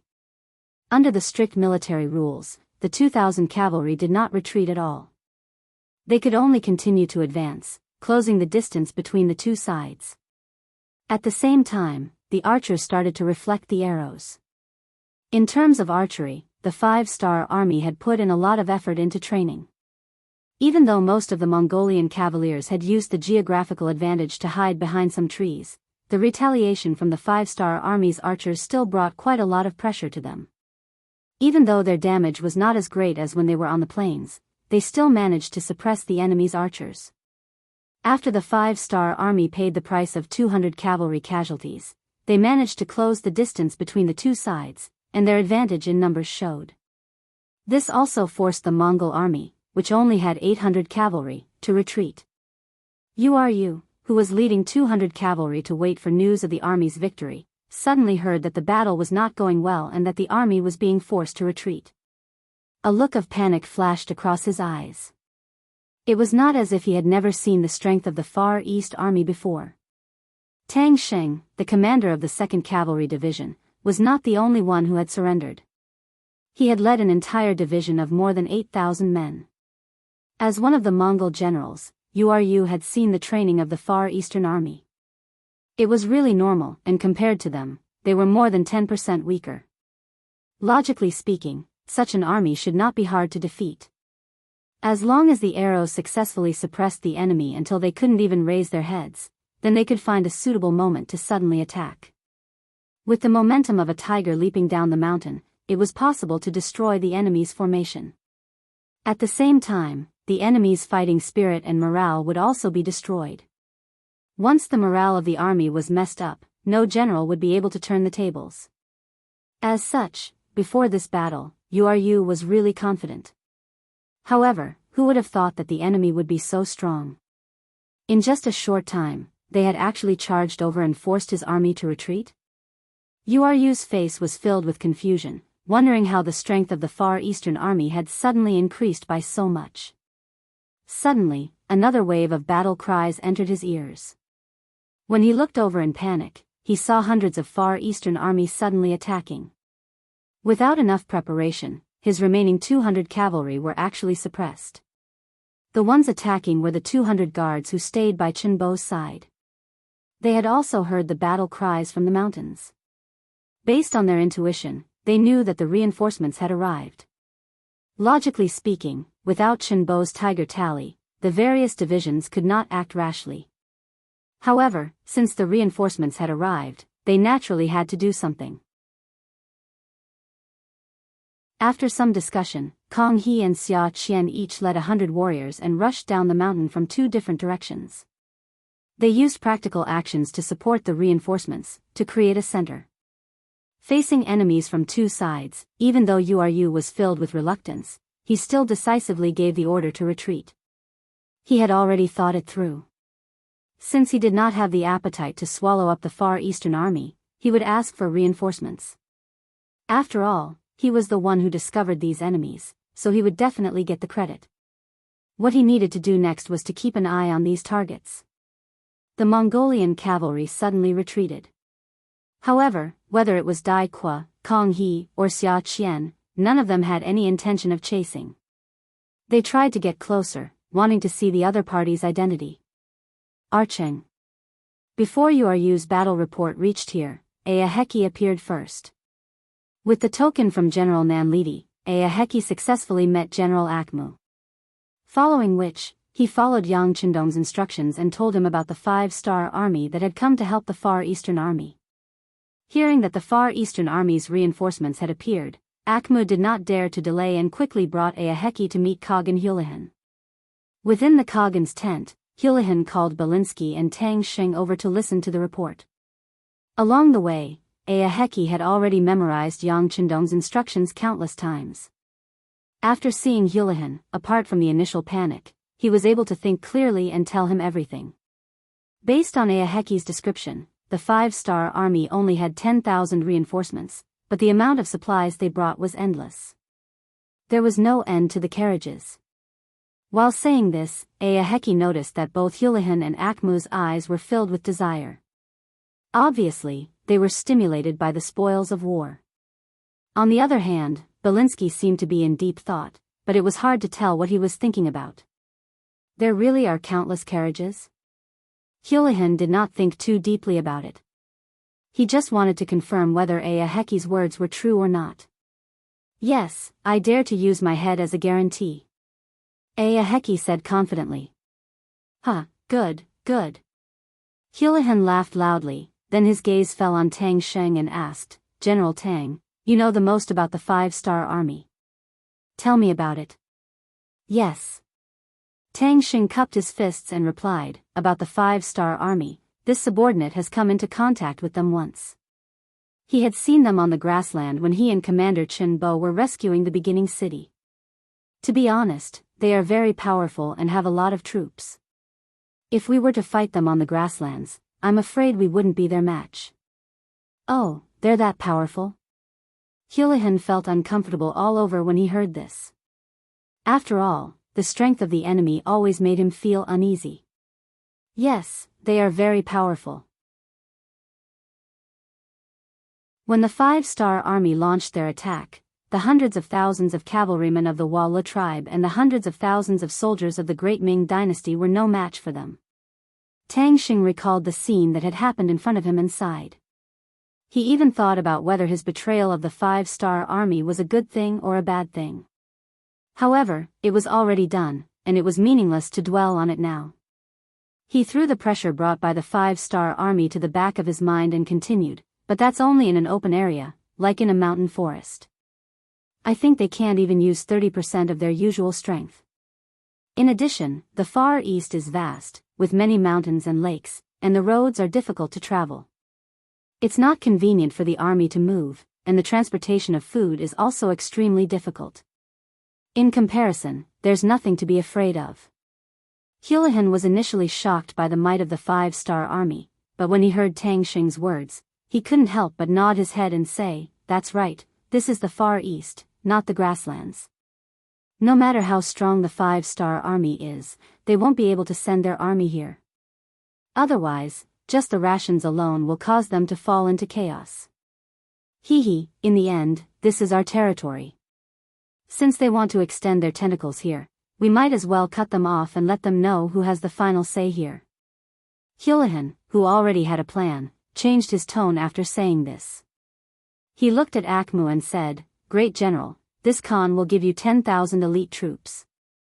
Do you have the confidence to defeat the 5-star army and bring back all the supplies they brought?" As the great general of the Mongolian army, Akmu was definitely a fierce general. It could be said that he wasn't afraid of anything. When Tang Xing said that the 5-star army was so powerful, he snorted disdainfully. He wanted to prove that he was the strongest when he had the chance. Now that he had been chosen, there was no reason for him to disagree. He immediately said loudly, "Don't worry, Great Khan, 10,000 elite troops will be enough to take care of this 5-star army reinforcements." As expected of a great general. "Good, if that's the case, then this Khan will wait to hear your good news." Houlihan laughed loudly. Clearly, he was in a good mood. "Yes." A proud expression flashed across Akmu's face as he turned and left. Belinsky and Tang Xing then left as well. After walking out of Houlihan's residence, Belinsky suddenly stopped in his tracks and looked at Tang Xing, asking, "General Tang, the 5-star army only has about 10,000 cavalrymen. Why do we need to bring so many supplies when we're out?" "Oh." Tang Xing chuckled and said, "The 5-star army doesn't lack money at all. Although they have been fighting in the north and south for the past few years, I have never heard of a shortage of resources. Every time they go to war, they will bring enough supplies and supplies. This has already become a habit." "I see." After hearing this, Belinsky couldn't help but reveal a look of shock. Earlier, he was wondering if this was a trap set by the 5-star army. Now, it seemed that he was thinking too much. However, when he thought about how rich the 5-star army's resources were, he couldn't help but yearn for it. Unfortunately, he had already joined forces with Houlihan and offended the 5-star army. It would be difficult for him to cooperate with them in the future. Not long after Belinsky and Tang Xing left the residence, another scout came to see them. They were sent by General Ulu to ask for reinforcements. When Houlihan heard that he had found traces of the Far Eastern army, he was naturally overjoyed. However, he didn't immediately send troops to eliminate them. In his opinion, the Far Eastern army was already a dish in his bowl that could be picked up at any time. Instead, the 5-star army was the target that needed to be dealt with immediately. He was afraid that if he was late, the 5-star army would run away. "Go back and tell General Ulu that this Khan will send 1,000 cavalry to help. Have them keep an eye on the Far Eastern army. When General Akmu returns in triumph, it will be time to send troops to deal with the Far Eastern army." Houlihan made the decision to deal with the 5-star army first before dealing with the Far Eastern army. What he didn't expect was that this move would give the Far Eastern army, which was already on the verge of death, time to breathe. This would sow the seeds of his defeat. General Dai Kuo led the army to meet up with Division Commander Kong He in the mountains. Then, he went to see Commander Chen Bo, who had fainted once again. After the temperature dropped again, Commander Chenbo slowly woke up. When he opened his eyes and saw Dai Qua, his originally dispirited aura also became excited. Division Commander Dai, why are you here? Did the reinforcements arrive?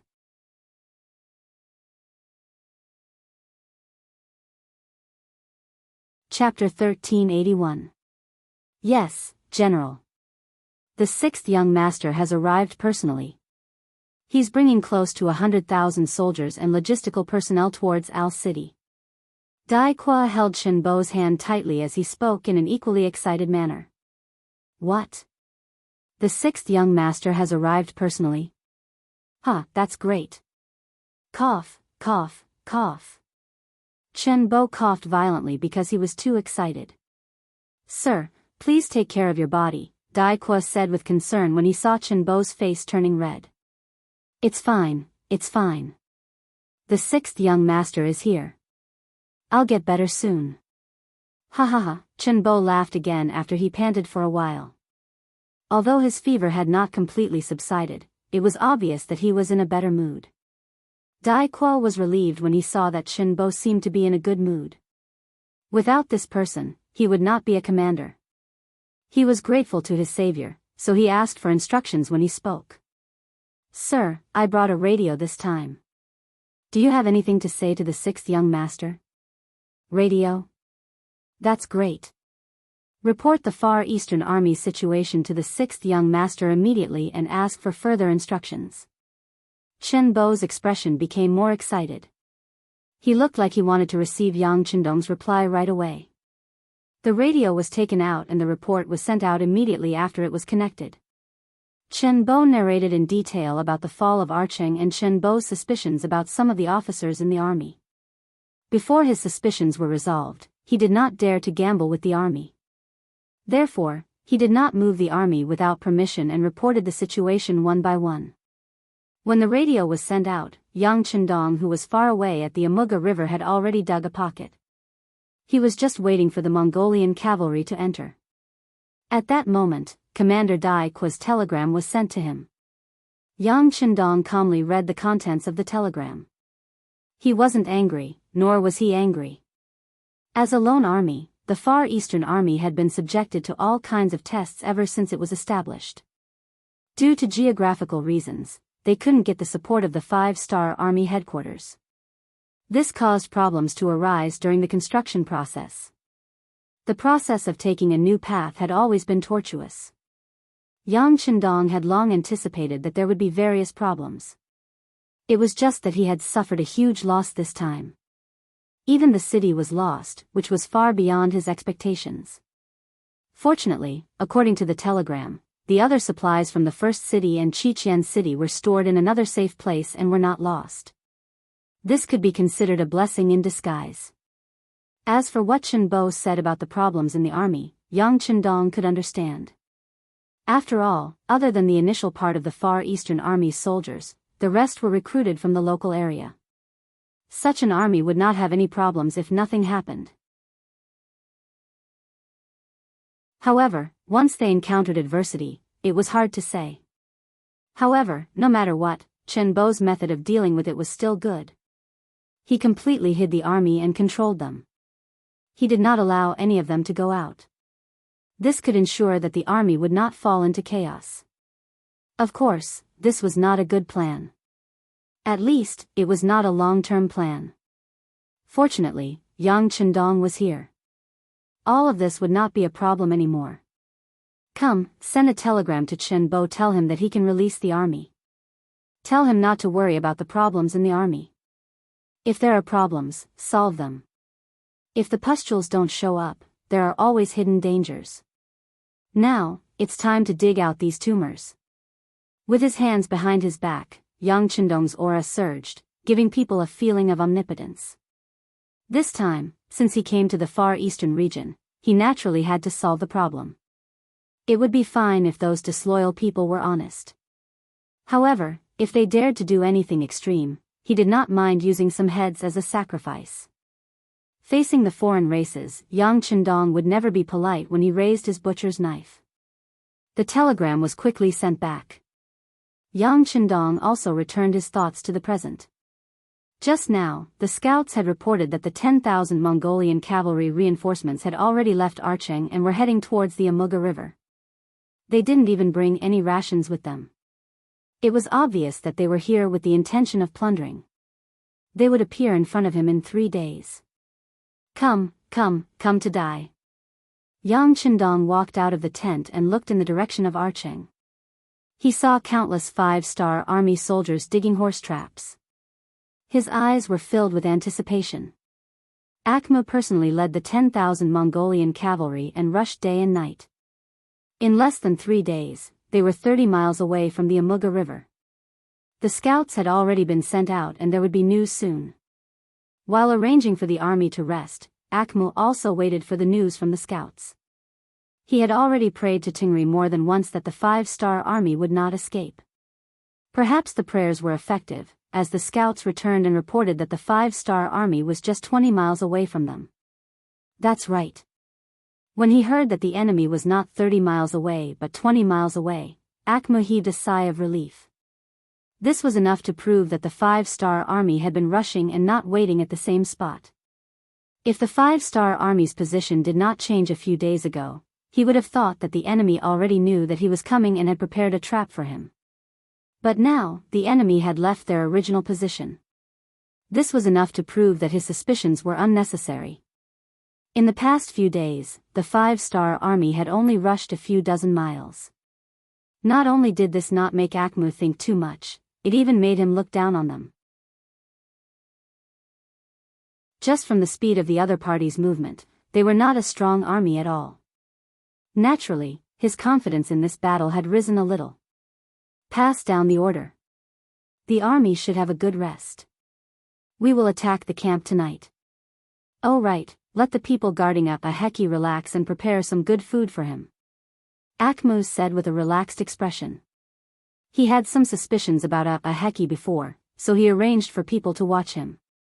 Now that he did not have so many suspicions, he did not need to watch him too closely. Who knows, he might be a meritorious official.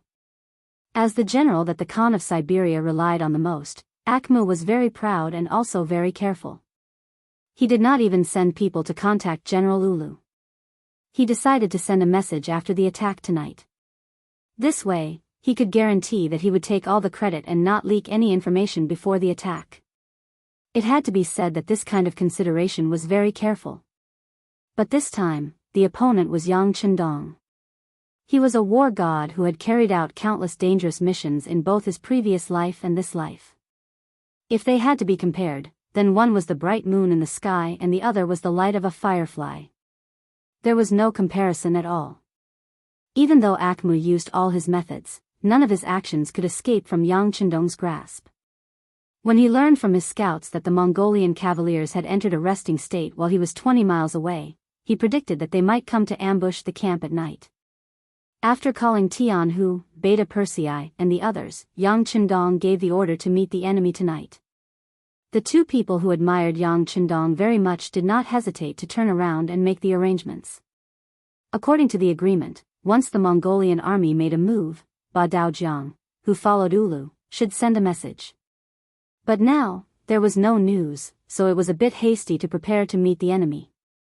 But the order was given by Yang Qindong, so no one doubted it. Time quickly passed from noon to afternoon, and then the sky slowly darkened. The scouts sent a message through the radio. The Mongolian cavalry had indeed begun to move. They had moved. After receiving this news, Beta Persei was not surprised at all. Since the young master said that they would come at night, then they would definitely come. Send a message to Ba Daojiang. Once the battle starts, tell them to surround Akhmu from the back and try to kill as many enemies as possible. Yang Qindong said confidently with his hands behind his back. This time, he was not greedy to the point that he would not let even one enemy escape. After all, it was 10,000 cavalry, and he only had a little more than 10,000 troops. It would not be a problem to heavily injure the enemy, but it would be too difficult to kill them all. In other words, after this battle, the 5-star army's strength would be known to the Siberian Mongolian cavalry. As long as the enemy did not have a pig's brain, they would definitely think of a way to leave this place. Taking advantage of this opportunity, they would kill as many enemies as they could. The 5-star army had already made their preparations. They had dug a big hole and were only waiting for the enemy to walk into it. Akmu, who did not know this, was indeed walking step by step towards the abyss. After the sky darkened, Akmu, as the general, gave the order to attack. 10,000 Mongol cavalrymen got on their horses and charged over in a grand manner, causing the birds in the forest to fly into the air in a panic. They seemed to have sensed the powerful killing intent as well. It was only a distance of 20 miles, and the Mongolian vanguard who had already planned out the best route took less than an hour to reach the area 2 miles away from the 5-star army's camp. At this moment, the 5-star army's camp was in a state of panic. It gave people the feeling that they did not expect anyone to attack them at this moment. They were completely unprepared. Get into formation. When Akmu arrived with the main force of the Mongolian cavalry, he also saw this scene. Immediately, his face was filled with joy. The chaos in the enemy camp made him look like a cat playing with a mouse.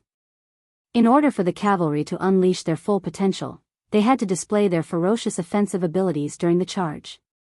Only by doing so would they be able to severely injure their opponents at the first moment and gain the initiative on the battlefield. This also required them to spread out in a formation that was dense enough and not obstructed each other at the same time to ensure that their combat strength could be better displayed.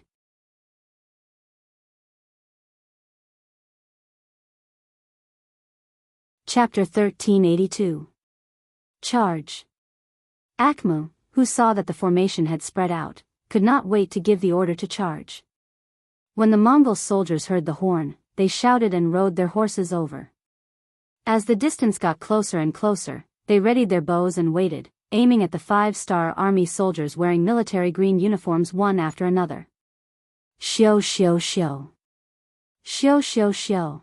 When the distance between the two sides reached the range of the arrows seemed to have grown eyes and shot towards the soldiers of the 5-star army who were running back and forth in the camp without the need for any orders. In a short time, more than 100 5-star army soldiers were killed or injured by the arrows.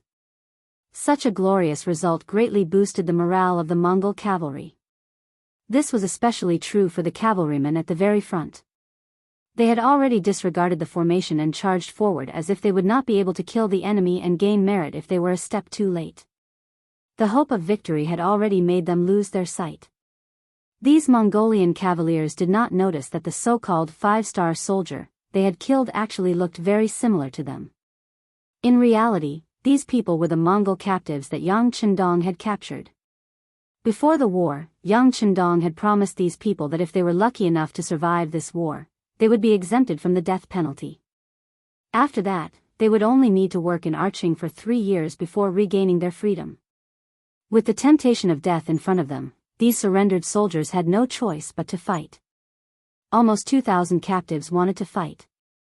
However, the flames of war were merciless and swords and spears had no eyes. Soon, more than 200 people were killed or injured, and this number was constantly increasing, causing waves of cries for help. Akmu did not know about this. When he saw so many 5-star army soldiers die in front of him, he was completely blinded by victory. At that moment, he seemed to see countless treasures piled up in front of him for him to take. Not only Akmu, more and more Mongol cavalry were deeply stimulated by this temporary victory. They shouted and swung their swords. Sometimes, there would even be laughter after they hit their targets. It's about time. Under a big tree at the periphery of the battlefield, Yang Chendong saw that the enemy's front and middle troops had entered the pocket. His eyes finally showed a hint of killing intent. He looked at Beta Persei beside him and said, "Blow the horn of charge." Beep beep beep beep beep, the loud horn suddenly sounded in the silent night. It was like a clap of thunder in the ears of the Mongol cavalry. After the bugle call sounded, the wooden planks around the camp of the 5-star army were suddenly removed, revealing wide and long horse traps. The sharp treetops in the pits were like ogres with their bloody mouths wide open, waiting for their prey to enter. The sudden sound of the horn and the pits around them scared the Mongol cavalry who had already charged into the 5-star army's camp. Their first thought they had fallen into a trap. They looked around like birds startled by the twang of a bow, and their eyes filled with fear. What's going on? As the commander of the army, Akmu was also trapped in the camp. After the sudden change in the situation, his face turned completely gloomy. His years of experience on the battlefield told him that things were bad. But in front of so many soldiers, he didn't want to admit this. So after shouting, he looked at a wooden box placed in the tent and shouted, "Men, pry open this box for this general." Yes. 2 soldiers stepped forward after receiving the order. Then, a hole was opened in the wooden box under the great force. Then, a cry of surprise sounded, "This is an empty box." What? Empty? Akmu's face changed drastically. Then, he pointed at the other wooden boxes and some jars and shouted, "Open, open all of them." In an instant, a group of soldiers rushed forward. But the result was not good. The wooden boxes were all empty. There was something in the jars, but it was not wine. It was kerosene. Not good, it's kerosene. Be careful of a fire attack. Akmu cried out. As if to coordinate with him, countless torches suddenly appeared around the camp, illuminating the area as brightly as day. Countless cavalrymen were holding fire arrows, ready to fire. Surrender and you can live. Those who resist will die. The voice of persuasion sounded out again. Beta Persei's loud voice was used again. Surrender? You must be dreaming. Looking around, he realized that all the soldiers behind him had already fled. Not only that, but the 5-star army around the tent had also fled at some point. Seeing that there was nothing to gain, Akmu shouted angrily, "We have more people. Don't be afraid of them. Listen to my orders and charge out."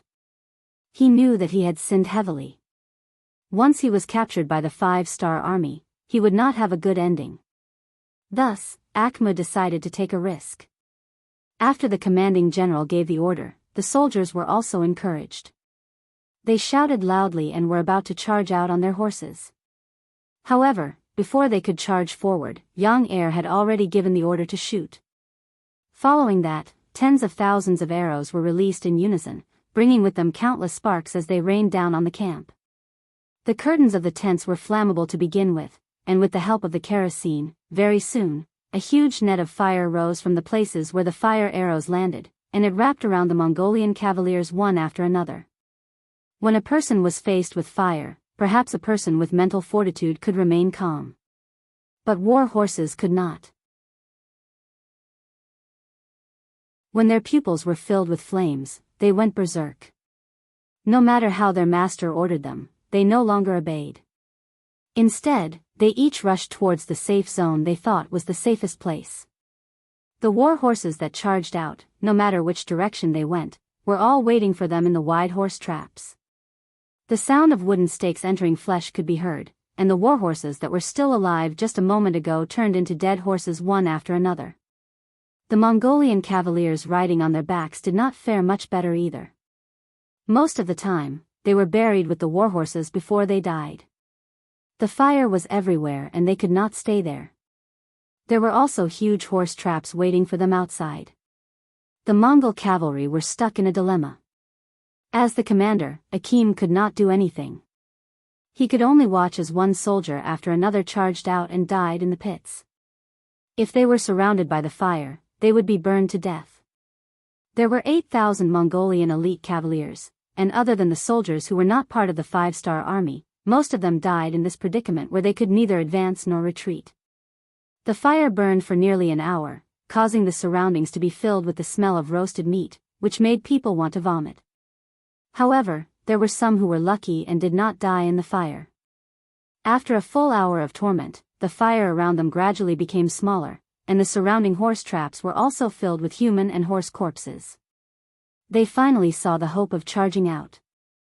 "Charge with me." Akmu, who saw the hope of survival, had a black face. Although his personal guards had tried their best to protect him from being burned to death, the smell of smoke and fire did not feel good. Now that he finally had a chance to show off his skills, he hollered out and was about to launch a counterattack. At this moment, Akmu had close to 1,000 soldiers who could still fight. There were also 2,000 to 3,000 injured soldiers. Although they couldn't win with these, it was still possible to carve out a path of blood.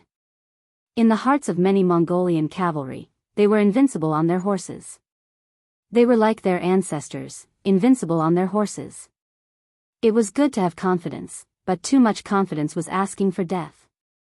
Especially when they were facing the elites of the 5-star army, who specialized in beating up the Mongolian cavalry. From the moment they charged, their fates were already decided. "Soldiers, charge with me." Jianghu, who had been waiting by the side, pulled out his 2 cavalry swords. He had wanted to experience the skills of the Siberian Mongol cavalry. If it was not for Yang Qindong's plan, he would have charged out long ago. Luckily, there were still a few thousand enemies left on the battlefield, which was enough for the No. 1 Cavalry Army to practice their swords. A truly strong army did not depend on how hard they trained. Instead, they needed to have enough battle experience. Soldiers who had not been on the battlefield were all fake and could only be considered armchair strategists.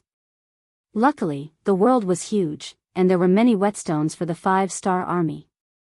After Tianhu gave the order, the cavalry surged out behind him. It was as if everyone knew that there was more soup than meat, and they were afraid that if they were late, they would not be able to obtain any merits. The wolves moved, and after the soldiers of the No. 1 Cavalry Army charged, a killing intent filled the sky as they charged at the charging Mongolian cavalry. That killing intent seemed to have turned into a physical aura that charged into the enemy camp. For some reason, including Akmu, many of the Mongolian cavalry could not help but feel a chill run down their spines. This was the manifestation of the killing intent turning into a physical form. It was like a butcher. After killing so many pigs, even if they were alive, they could not help but shiver. The charge of the Mongolian cavalry did not stop because of this. They were like how they dealt with the small Russian tribes, spreading out and trying to use the wolf pack tactic to split up and win. Although they felt a chill in their bones when they charged, since they chose to charge, they would not stop for no reason. Arrow formation. Tianhu, who was charging at the front, had no intention of stopping either. This was not the first time they had faced a pack of wolves, so they used the short arrow formation to charge forward as if they were familiar with it. Countless facts had proven that the Mongolian cavalry were not scary.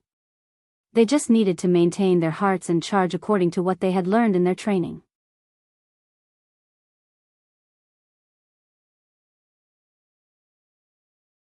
Chapter 1383. This was one of the important instructions Yang Qindong gave to the army. When they faced a strong enemy, they were not to be easily moved by them. They would fight their own battles, and they would fight their own battles. They were not to change because of the enemy. If that happened, they would be giving up on their advantage and letting the enemy take advantage of them. In truth, this was often the treasure that decided the outcome of a battle between powerful players. When a weak player ran into a strong player, their rhythm would usually be messed up. In fact, to protect their lives, they would have no choice but to adapt to the enemy's fighting style. In the end, they would only have the strength to fight back and would not be able to attack at all. How could they not lose? On the other hand, if they fought in the style they were most familiar with, even though there was a high chance that they would lose, they could at least threaten the enemy. If they were lucky, it was not impossible for them to heavily injure the enemy and turn defeat into victory. As the strongest army among cold weapons and the world's best cavalier army that had just been expanded into an army, Commander Tian who would often use Yang Qindong's words to teach his soldiers. Along with the fact that they were stronger than the enemy to begin with and the morale they gained after winning, the moment both sides clashed, Akmu was shocked to find that he was about to lose. In terms of strength, the 5-star army waited patiently, and the Mongolian cavaliers who were attacking could not compare to them. In terms of weapons, the soldiers of the world's best cavalier army were all equipped with divine sabers, and their advantage was clear. As long as the enemy dared to fight against them head-on, they would be cut in half after 3 slashes, and they would not be able to continue fighting.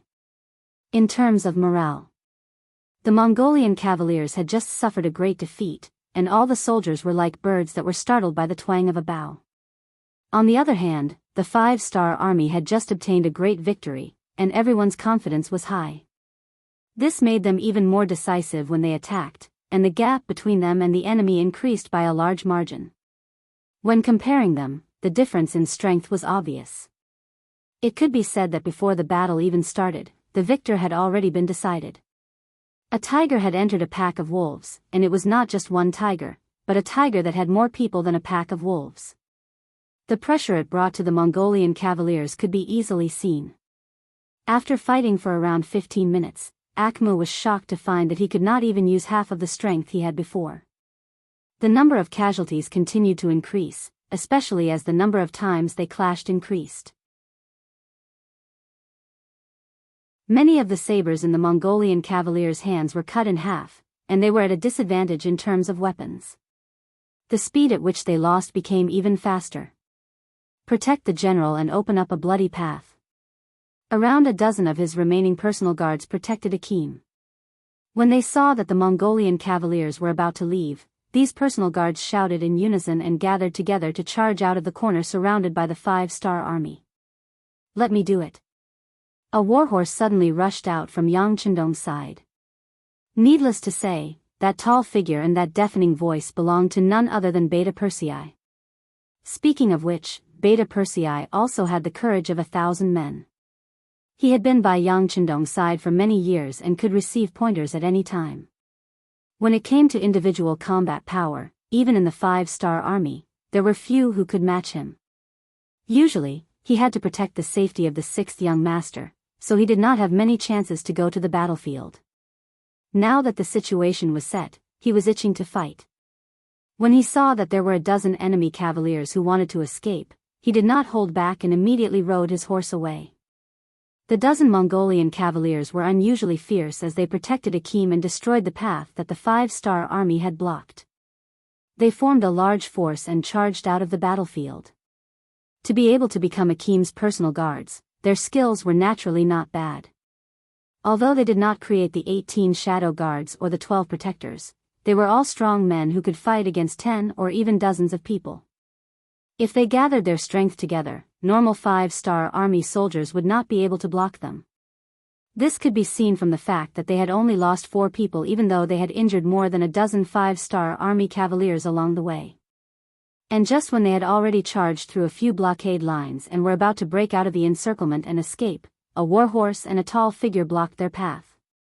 Without any warning, the person rushed in front of them and raised his saber to slash down. Waves of great force crashed into the sabers of the Mongolian personal guards, and a great pressure came from their arms. Cling cling clang clang, clang clang clang clang, it was as if he had entered a realm where no one could stop him. Block, block, chop, lift, sweep, press. All sorts of attacks were displayed by young heir on horseback. His movements were quick and steady, and he suppressed the Mongolian cavaliers who seemed to be unstoppable a moment ago to the point that they were forced to retreat. Fall. The saber slashed down fiercely and hit the chest of a Mongolian cavalier. The great force caused the cavalier's saber to break, and the blade was also wedged into the cavalier's sternum. The cavalier fell off his horse. "Get down from your horses." Once the saber was pulled out from the chest of a Mongolian cavalier, it was raised and flicked, and it hit another Mongolian cavalier who was charging at him. After the saber sliced through the cavalier's arm, another Mongolian cavalier cried out in pain and fell off his horse. Get down, all of you." The man and horse quickly weaved through the Mongolian cavaliers. His saber was like a nimble snake, and the Mongolian cavaliers around him were either cut down, flicked, or pressed down from their horses. No one was able to withstand a single blow from him. 6th young master, second brother's strength has increased again. When the captain of the first team, Chiu Vi, saw this scene, he could not help but sigh in amazement. At the same time, he was eager to give it a try. Even though he could not compare to Beta Persei's position in Yang Chendong's eyes, because he was close to him, he had received a lot of pointers. He really wanted to go up and see how strong he was. Beta Persei is a person who is willing to work hard. Let's see, these people might not be enough for him to kill alone. Yang Chendong's gaze was like a torch, and he spoke with the gaze of a grandmaster. As the saying went, once an expert made a move, the truth would be revealed. Even though Beta Persei's strength was much weaker than his, normal Mongolian cavaliers could no longer stop him.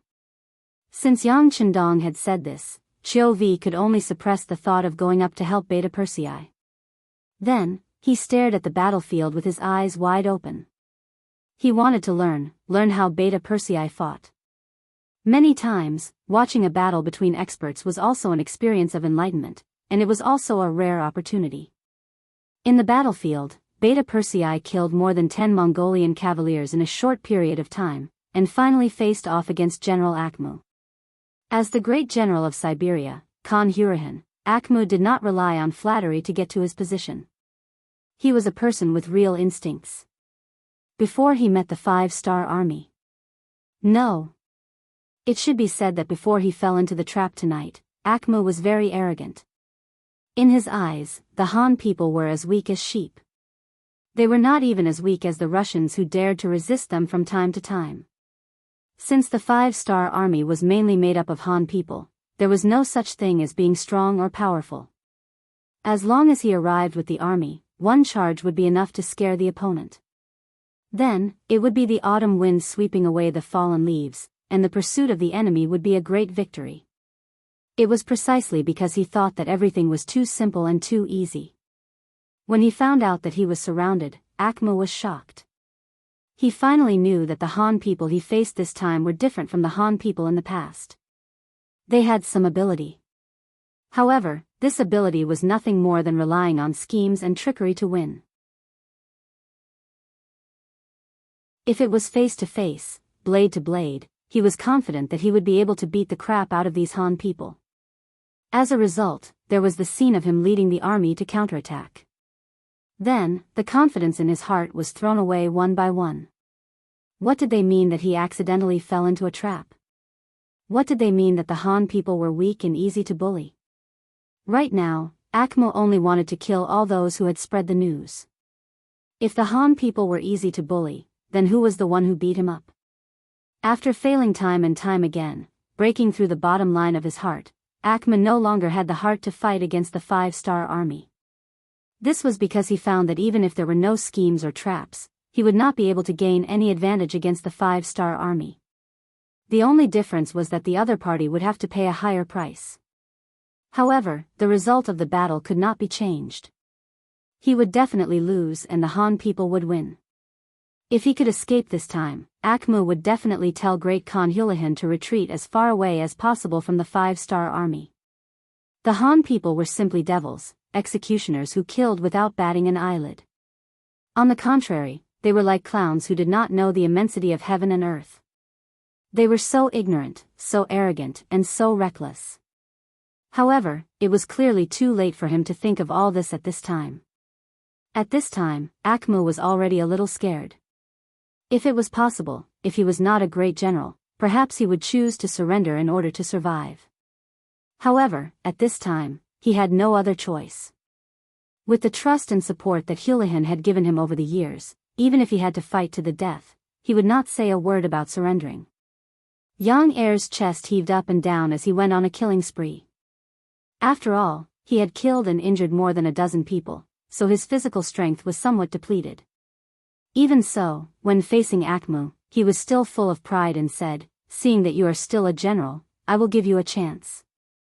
If you don't want to die, surrender." Different from the cloth armor that the other Mongolian cavalry wore, Akhmu wore metal armor. Moreover, it was not the half-metal armor that normal soldiers wore. Instead, it was a full metal armor that protected his body. Just based on this, his identity should not be simple. Beta Persei wanted to capture this person alive. It would be a great achievement. Looking at Beta Persei, Akhmu quickly shook his head. "You are very strong, but this general will never surrender. My soul has long returned to Tingri.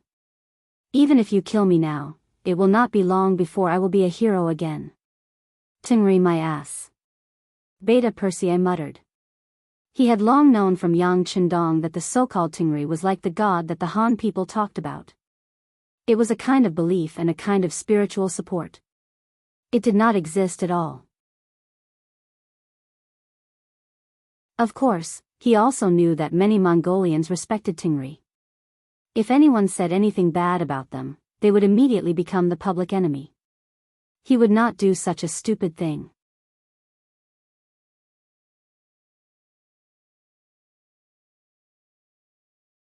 Chapter 1384. Beta Persei's eyes became brighter as he cursed Akmu's ignorance in his heart. Since he won't surrender, then I'll just kill him. I hope he's not too weak so I can fight to my heart's content. Slowly raising his sword and arm, Beta Persei assumed a posture of a life and death battle. Similarly, Akmu also raised his saber and raised it high up in the air. When their eyes met, the word kill came out of their mouths almost at the same time. Then the warhorses under both sides let out a neigh, and the two men quickly approached each other. One was the great general of the Siberian Mongol cavalry. He held a high position, was unusually brave, and had experienced hundreds of battles. The other was the leader of the 5-star army. He was a close subordinate of Yang Xie's leader, Yang Chendong. He had extraordinary strength and the power of his sword was mighty. The so-called strongest of the strongest referred to them. In the process of rushing, when the warhorses crossed, the two sabers quickly collided and separated in an instant. In the first round, they were evenly matched, and it looked like they were evenly matched. After galloping for a distance, the two men turned their horses around and stared at each other. After the exchange, the two men didn't seem any different from before. But if one looked carefully, they could still see the differences. For example, Beta Persei's indifferent face, the tension in Akmu's eyes, and his slightly trembling right arm. With the advantage of the weapon, young heir, who was holding the heavenly saber, could release all of his strength to the maximum when fighting. He didn't have to worry about the weapon breaking down. In contrast, Akmu couldn't do the same. After seeing the scene of many soldiers' weapons being broken, he was afraid of the 5-star army sabers. This made him not dare to use all his strength in the fight because he wasn't sure if the saber in his hand was strong enough to break in two. The fear in his heart and the inability to use all his strength weakened his momentum and confidence by at least 30%. In a battle between experts, a small mistake could be fatal. Who would dare to not use their full strength? It could be said that with the advantage of the toughness of the weapon, Beta Persei had already gained the upper hand before the battle even began. The tremendous force behind the blow had already caused Akmu's arm to feel sore and numb, showing signs of defeat. Ha ha ha, you and I had a fair fight. How delightful. Again. Beta Persei laughed heartily as he felt the exhilaration of releasing his power. After a loud shout, he urged his horse forward. Fair my ass. Akmu cursed in his heart. Due to the disadvantage of his weapon, he didn't dare to use his full strength. Naturally, he couldn't display his full strength. Now that he saw Beta Persei rushing over again, he had no choice but to bite the bullet and charge forward. Ding ding dang dang dang. After another clash, Beta Persei laughed again and launched another charge, forcing Akmu to passively attack again and again. In just a short while, the two sides had clashed for at least 10 rounds. Finally, the saber in Akmu's hand broke into two. Although the quality of the weapon in his hand was extraordinary as a supreme general, there was still a huge gap between his weapon and Yang Xie's more mature forging skills. It was already very difficult for him to hold on until now. Not only that, because he didn't dare to use his full strength, Akmu had been enduring the tremendous force from Beta Persei on his wrist. At this time, his right arm had become red and swollen, and it was difficult for him to even lift the saber. Hey! Why did your saber break by itself? Are you afraid of your grandfather? Well, if that's the case, why don't you surrender? You seem to have some ability. If you surrender, your grandfather will spare your life. How about it? Beta Persei seemed to have just noticed the other party's broken saber and said jokingly. Akmu's face was flushed red. He was furious and infuriated. After so many years of fighting, this was the first time he heard that a saber could be afraid of people. Knowing that Beta Persei was humiliating him, Akmu glared at him and said, "If you want to fight, then fight. You're a vile person with a sharp tongue. Humph. You're courting death." Seeing that Akmu still had no intention of surrendering, Beta Persei was also enraged. After a roar, he urged his horse to charge again. This time, he wouldn't hold back and vowed to cut down his opponent. Beta Persei wasn't worried about whether or not he could kill Akmu. Since the young master didn't say anything to stop him, it wouldn't be a problem to kill this person. Since that was the case, he didn't have any worries and just focused on fighting with all his might. Akmu held half of the saber in his hand and his expression was ugly. But he didn't have the slightest intention of surrendering. A general had died in 100 battles. Since he had won the war, he had to be prepared to die. He only hated himself for being careless this time. Not only did he not have long to live, but he also implicated nearly 10,000 soldiers to die here. In the end, he still failed to live up to the Khan's trust. Akmu, who already had the intention to die, didn't have any more worries. The worst outcome was nothing more than death. How could a person who wasn't even afraid of death be afraid of Beta Persei's saber? Akmu, who was holding half of the saber in his hand, charged forward without any intention of dodging. He launched the last attack of his life. Beta Persei finally felt that something was wrong. As the distance between the two sides got closer and closer, the other party didn't have the slightest intention of dodging. There was only an indomitable momentum and an attitude of mutual destruction. Beta Persei, who didn't want to die with Akmu, had no choice but to change the direction of his saber midway. The saber also changed from a slash to a sweep and fiercely slapped Akmu's body. The powerful saber slapped Akmu's chest and he immediately spat out a mouthful of blood. Even a tree branch could exert a great amount of power, let alone a saber. Blood gushed out of Akmu's mouth as he was struck. Akmu forcefully gathered his strength and swept his saber across Yang Second's black armor, leaving a mark on it. But it was only a shallow mark. The attack range of the broken saber was limited, which allowed Beta Persei to escape. After noticing the saber mark on the armor, Beta Persei first took a deep breath. He didn't dare to imagine what the result would be if the other party didn't use a broken saber, but a whole saber. In other words, he was almost injured by the other party. If he wanted to kill his own people, he had to kill them first. Beta Persei would not allow a defeated general to threaten him. After shouting angrily, he raised his saber and slashed back. This slash used almost 90% of his strength. Akmu, who had just swung his saber and used up all his strength, had a regretful expression on his face. He was so close to beheading the general of the 5-star army. Just as he was feeling regretful, he felt a cold wind coming from above his head. When he raised his head again, a sharp saber was falling towards his head. It was already dark. Although there were torches around, it was still difficult to see. Akmu only saw the shadow of a saber flash above his head, and then an indescribable pain attacked his whole body. After struggling for a while, Akmu's chest suddenly split open and blood gushed out. Then, he lowered his head and saw that his body had been split in half. Akmu's nose twitched as he could no longer breathe in oxygen. His body trembled a few times before he fell off the horse and onto the ground, forever losing his consciousness and senses. Who? Beta Persei, who had killed Akmu, let out a long sigh. Reality told him that if he underestimated any opponent, he would have to pay a heavy price. If it wasn't for the fact that the other party was holding a broken blade, the one who would be lying on the ground right now would be him. With Akmu killed, the other Mongol soldiers who were lucky enough to survive were either killed or surrendered.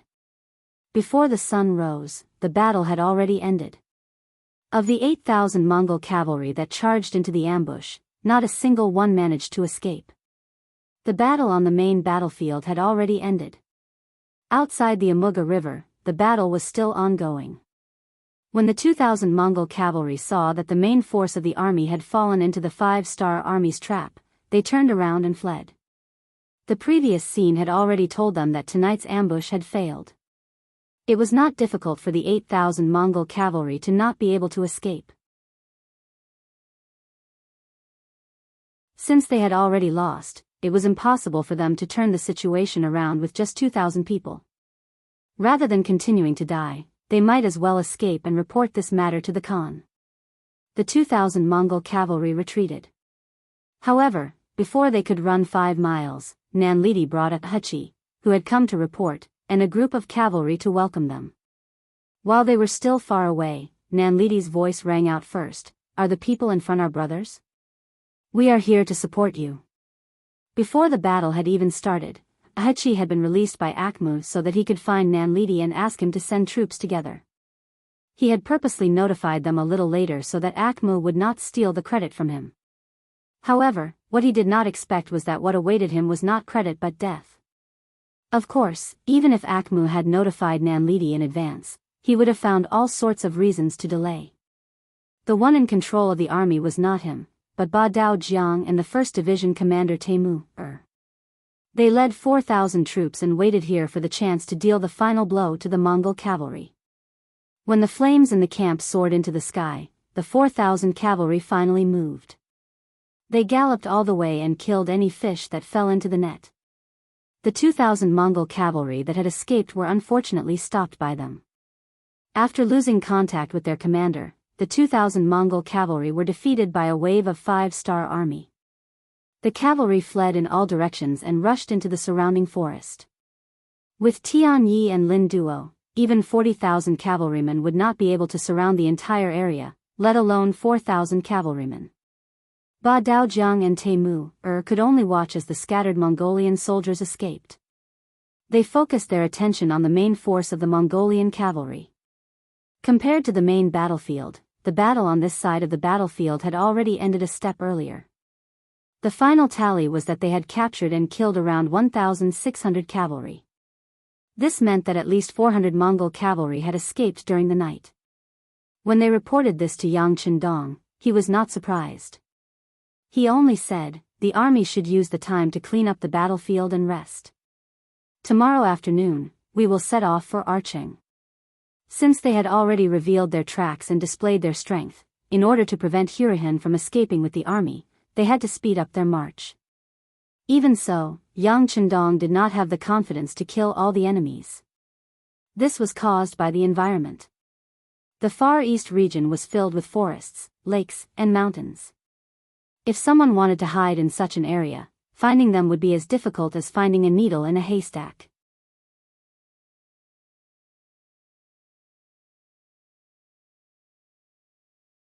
Chapter 1385. Arching City. 3 days later, when Kagan Hulahan was still waiting for good news from General Akmu, an unexpected piece of news was delivered to him. When the cavalry who had escaped from the front lines knelt down in front of him and described the situation at the front lines, Hulahan felt the sky darken and he almost fainted. Akmu had actually been defeated. Not only that, but his own life and death were unknown. Of the 10,000 Mongolian cavalry under him, less than 400 had returned. This result was completely out of Hulahan's expectations. Since the 5-star army only had 10,000 people, even if they could not win, they should be able to retreat safely. They were the Mongolian cavalry, a race that had grown up on horseback. Compared to the Hans who were not good at riding, they had a natural advantage. In fact, many times on the battlefield, they looked down on their Hans opponents. Hulahan fainted. His subordinates tried to save him, pinching his philtrum and splashing cold water on him, before finally waking him up.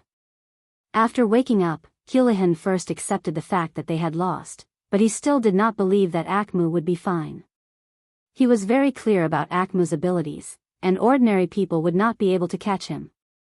Furthermore, he had a large army, so he believed that he would definitely be able to break out of the encirclement. Just as Hulahan regained his composure, Belinsky walked in from outside the door. He first bowed to Hulahan and then asked with concern, "I heard that the Great Khan is not feeling well. I have already found the best doctor in the city. They are waiting outside the residence and can examine the Great Khan at any time." "No need, this Khan's body is very good." Hulahan waved his hand. He did not trust the Han's doctors, not to mention that he was not sick. He had only fainted because he was too anxious. However, no matter what, Belinsky had good intentions. This time, they were able to take down Arching City because of him. A look of hesitation flashed across Houlihan's face, but he quickly said with determination, "Let me tell you something. General Akmu fell into the Han's trap and lost the battle." What? Belinsky's expression changed when he heard this. He was indeed unaware of this news. After all, news of Akmu's death had only just reached the city. This news caused Belinsky's expression to change drastically. At the same time, he asked suspiciously, "Great Khan, is this true? Was this news personally sent by General Akmu? But where is the general now?" The news didn't come from Akmu. It came from the cavalry he brought with him. "Don't worry, this news is reliable. The battle is definitely won. As for Akmu's whereabouts, even I don't know." While shaking his head, Houlihan angrily slammed the table and said, "The 5-star army has gone too far. They actually dared to set a trap for me. They are truly despicable. This enmity must be avenged." Houlihan did have a reason to be angry. No one would be in a good mood after being taught a lesson by someone they had always looked down on. But why didn't he think about it? If he hadn't targeted the Far Eastern Army first, how could the 5-star army find trouble with them so quickly? Houlihan was still sulking. Belinsky indeed wouldn't. Although he was a merchant, it was because of this that he placed benefits and safety more than anyone else. The Mongol cavalry was known as a race on horseback. They had always been the ones to kill. When had they ever been killed or lost a battle? At the very least, from what he knew, when the Russian tribes faced the Mongol cavalry, they had mostly lost. The 5-star army was actually so powerful that they could defeat the elite Mongol cavalry. Didn't that mean they were even more powerful? He had actually offended such a powerful person. Didn't that mean he was no longer safe? "No, I have to leave. I have to leave the 5-star army." In this chaotic world, Belinsky, who had always viewed his life as the most important, quickly made a decision. In order to leave this place safely, he had to ask Houlihan to bring him along. Otherwise, whether it was in the Far East or in the Siberian region, he would not have a foothold in the future. Belinsky, who had made up his mind, looked at Houlihan and organized his words before saying, "Great Khan, the 5-star army is so powerful. We shouldn't fight them head-on." What? Do you really think this Khan is afraid of them? This time, they only defeated Akmu because they schemed. Even if they can win, they must have suffered heavy losses. Now, this Khan still has more than 15,000 elite cavalry. This Khan is still confident that we can defeat them. Houlihan wouldn't admit defeat so easily. Although his bloodline wasn't pure and he couldn't be considered a member of the Golden family, he was still a descendant of Genghis Khan. He was still very proud in his bones. Seeing that Houlihan was still so stubborn, Belinsky scolded him for being stupid in his heart. On the surface, he had to put on a serious expression and said, "The Great Khan's might is naturally not something that the Han people can match. However, the problem now is that not only do we have the 5-star army as our enemy, we also have the Far Eastern army behind us. Previously, we were unprepared and caught them off guard, so they had no choice but to hide.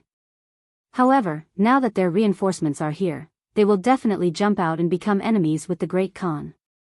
When that time comes, the Great Khan won't have any advantage in terms of military strength. Even if we can win in the end, the Great Khan's strength will also be heavily injured. In that case, if other forces enter this place, what will we use to defend against them? This. Houlihan wanted to say that as long as he was here, they wouldn't be defeated by the 5-star army. However, after considering that if they really won in a Pyrrhic victory, once their strength was severely damaged, it was inevitable that there would be despicable people who would target them. There were no laws here, nor was there any so-called justice. Everything was based on the law of the jungle where the strong preyed on the weak. If they didn't have enough strength, then they deserved to be bullied. Houlihan wouldn't watch his strength be damaged and be looked down upon by others. If that was the case, what was the use of occupying Arching? Thinking of this, his thoughts of fighting to the death with the 5-star army couldn't help but waver. Seeing that Houlihan didn't say anything, Belinsky knew that his suggestion was effective. He immediately followed up, Great Khan, the Han people have a saying, where there is life, there is hope. As long as the Great Khan is still here, this one is still here. If you and I work together, I will provide the money and you will provide the manpower. The Han people also have a saying, it's never too late for a gentleman to take revenge. Today, the 5-star army made us suffer. Let's remember this first. We will get our revenge sooner or later. As Belinsky consoled him, he also repeated his own importance. In the end, he was telling Houlihan that he was very important and that he had to bring him along when he left. Houlihan, who didn't think too much, didn't know what Belinsky was thinking. He was only considering whether Belinsky's words were correct. Just like how Belinsky valued his own life, Belinsky naturally didn't want to die. Not only that, he also valued his own strength. Since he was young, he had seen too many unfair things. He also respected the truth, which was that the one with the biggest fist was the absolute truth. As long as you had enough strength, you could set the rules. On the other hand, if you were weak, even if what you said was correct, no one would listen to you. He thought about how he wasn't the only armed force in Siberia, and he wasn't even the only Great Khan. If his strength was weakened too much, he was afraid that he wouldn't even have a place to stay when he returned this time. Since he wasn't confident that he could win, and there wouldn't be enough benefits even if he won, why would he fight this battle? Instead of taking the risk, it was better to retreat first. Just like what Belinsky said, he should preserve his strength first. Revenge could wait until he was stronger, right? Okay. After thinking it through, Houlihan slapped his thigh and said, You're right, we don't have to fight to the death with the 5-star army. Since that's the case, why don't we retreat first? How about this? This Khan will immediately order the army to prepare to leave. When the time comes, we won't leave anything behind for the 5-star army. This Khan wants to leave them a mess and give them a headache. Belinsky heaved a sigh of relief when Houlihan finally thought it through. However, when he heard that Houlihan wanted to openly retreat, he stopped him and said, Great Khan. You can't do that. If we leave now, we will definitely leak the news. What if the 5-star army and the Far Eastern army join forces and chase after us? What do you think we should do? Arhan didn't think about this problem and was a bit stunned when he was asked this. If we leave, then we leave. In the past, when we retreated from a place, it was always like this. With a big order, the army would move out and grab everything that they could see and use. Why did they have to do something so complicated this time? Arhan was confused, so Belinsky knew that he had to explain some things to him. Great Khan, the current situation is like this. We just lost to the 5-star army. Once the news leaks out, the morale of the army will definitely fall. If the hidden Far Eastern army also knows about this, they will take advantage of the situation and come out. What can we do? If they join forces with the 5-star army and attack us from two sides, even if we can leave, we will have to pay a price. Even if we leave, we can only leave quietly. Before we leave, we can also remove some unstable factors in the army. Unstable factors? Houlihan didn't understand what the other party was talking about.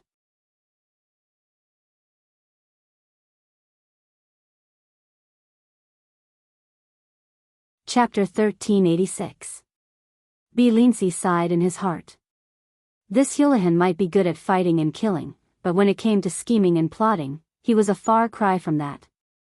It was probably because there was no one else in the Mongolian army that he was able to get the position. Great Khan, Tang Sheng is a surrendered general, but he has not truly joined us. Before, it was only because we captured his tribesmen and forced him to join us. Now that he's with his clansmen, no one knows if he'll really listen to us. People like him are unstable elements in the army. Since that's the case, why don't we leave him here and let him lead the troops to deal with the Far Eastern army? Isn't that killing two birds with one stone? After he leaves, our army will leave the city. At that time, it will be the Han people's problem. If they want to kill each other, we can just kill them.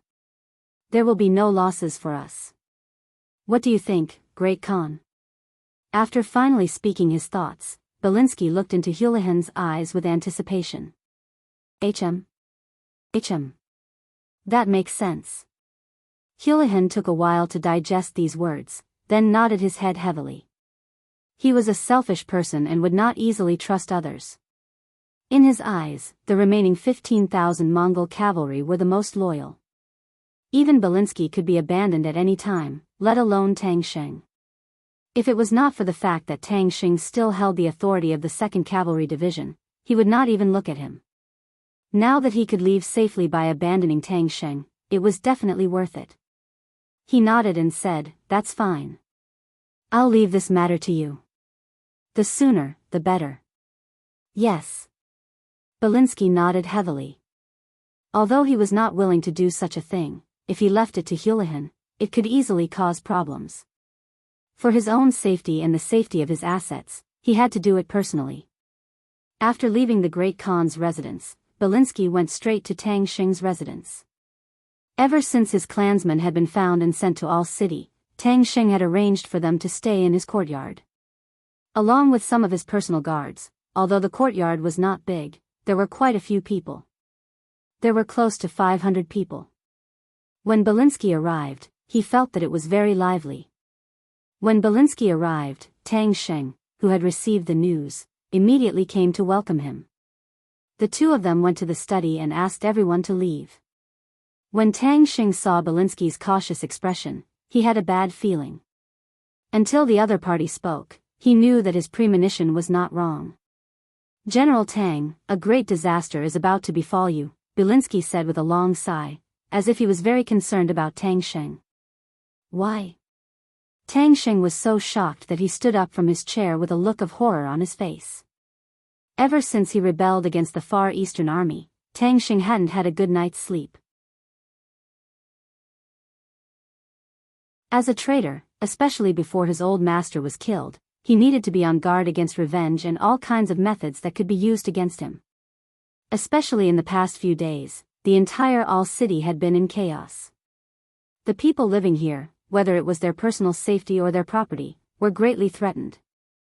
Facing the Mongol cavalry who only knew how to plunder and didn't know how to manage and produce, the people were already complaining and dissatisfied. Sometimes, even he would feel angry when he saw the Mongol cavalry's actions. They were simply a group of bandits who didn't talk reason and only did things based on their emotions. They didn't care about the people's feelings at all. However, because they had cavalry swords in their hands that could kill, the people didn't dare to say anything. Because of this, many people vented their anger on him. Even though he also held a certain amount of military power, the people weren't bold enough to attack his residence, and no one dared to truly make a move against him.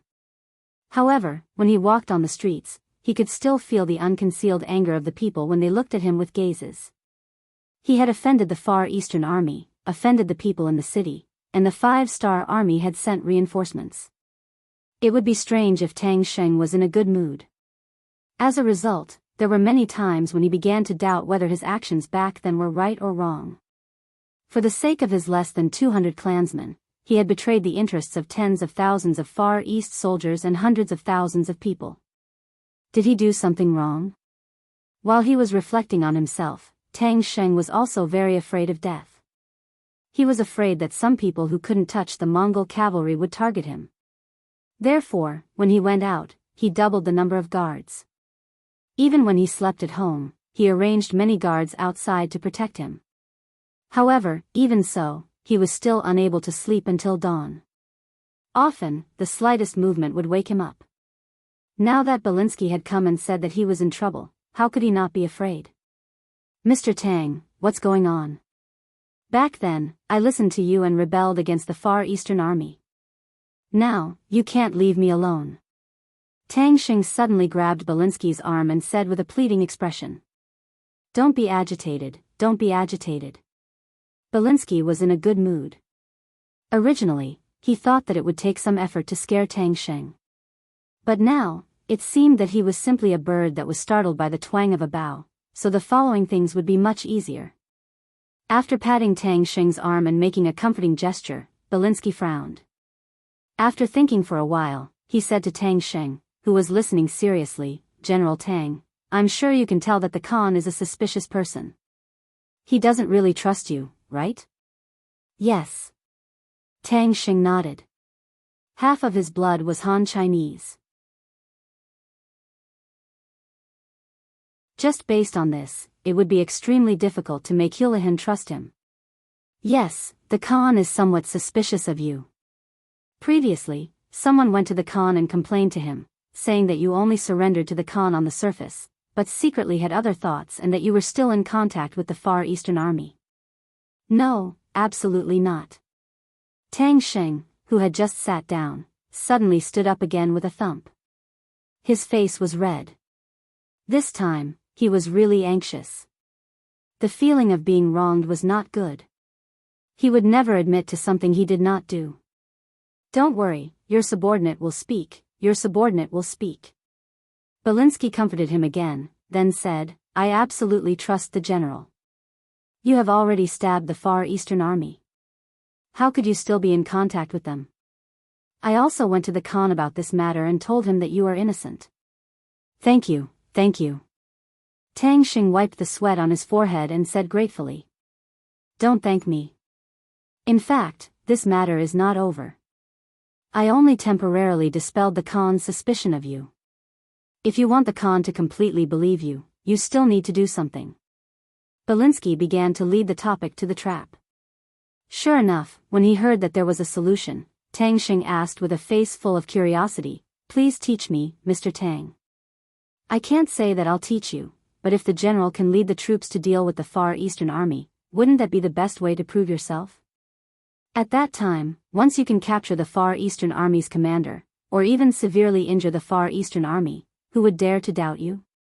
At that time, not only will the Khan completely trust you, it is also possible that he will give you great power." When he heard that he had to become enemies with the Far Eastern Army, Tang Sheng's face immediately turned ugly. When Belinsky instigated him to rebel, he said that it would be best if he could capture Chenbo. If he couldn't, he only needed to open the gates of Archeng. In the future, he wouldn't need to do anything to deal with the Far Eastern Army. But now, it was a different story. Tang Sheng wanted to remind the other party of the promise he made to him. But after thinking about it, what was the point of saying it? Right now, Houlihan didn't trust him. If he didn't quickly solve this problem, who knew when the Mongolian cavalry would visit his home? If that happened, would he and his clansmen still have a way to live? There was no choice. It wasn't a matter of whether he was willing or not, but he had to do it. Otherwise, a disaster would be right in front of him. Phew. Tang Sheng exhaled. His face didn't look good, but there were still some things that needed to be said and some promises that needed to be made. "Mr. Tang, since doing this can eliminate the Khan's suspicion of me, I will lead the troops to deal with the Far Eastern Army." Belinsky was very happy that Tang Sheng agreed so easily. But in order to make sure that the other party didn't do nothing, he continued to promise, "That's good. If that's the case, no one will be able to slander the general. That's right, the general only needs to lead the troops. I will ask the Khan to send troops to help you. When the time comes, we will deal with the Far Eastern Army and have done a great service. I hope the general won't forget my contribution." Of course, of course." Tang Sheng was relieved when he heard that the Mongolian cavalry would help him. He had hidden many spies in the Far Eastern Army. Those people were like him, not pure Han people. They wouldn't be loyal to the Far Eastern Army. With these spies and the help of the 2nd Cavalry Division and the Mongolian soldiers, it wouldn't be difficult to deal with the Far Eastern Army that had already been discovered. Tang Sheng agreed and personally sent Belinsky out of the residence with a look of gratitude. At the same time, he promised that he would gather the troops now and leave the city tomorrow morning to find the Far Eastern Army. Good news would come soon. Tang Sheng didn't know that he had been completely used by Belinsky and abandoned by Houlihan. He had become an abandoned pawn and had to cover for the Mongolian army's departure. It could be said that he had made the best use of everything. You're tuning into the Carefree Valley YouTube channel. Don't forget to subscribe and join us on this journey to catch the most captivating stories.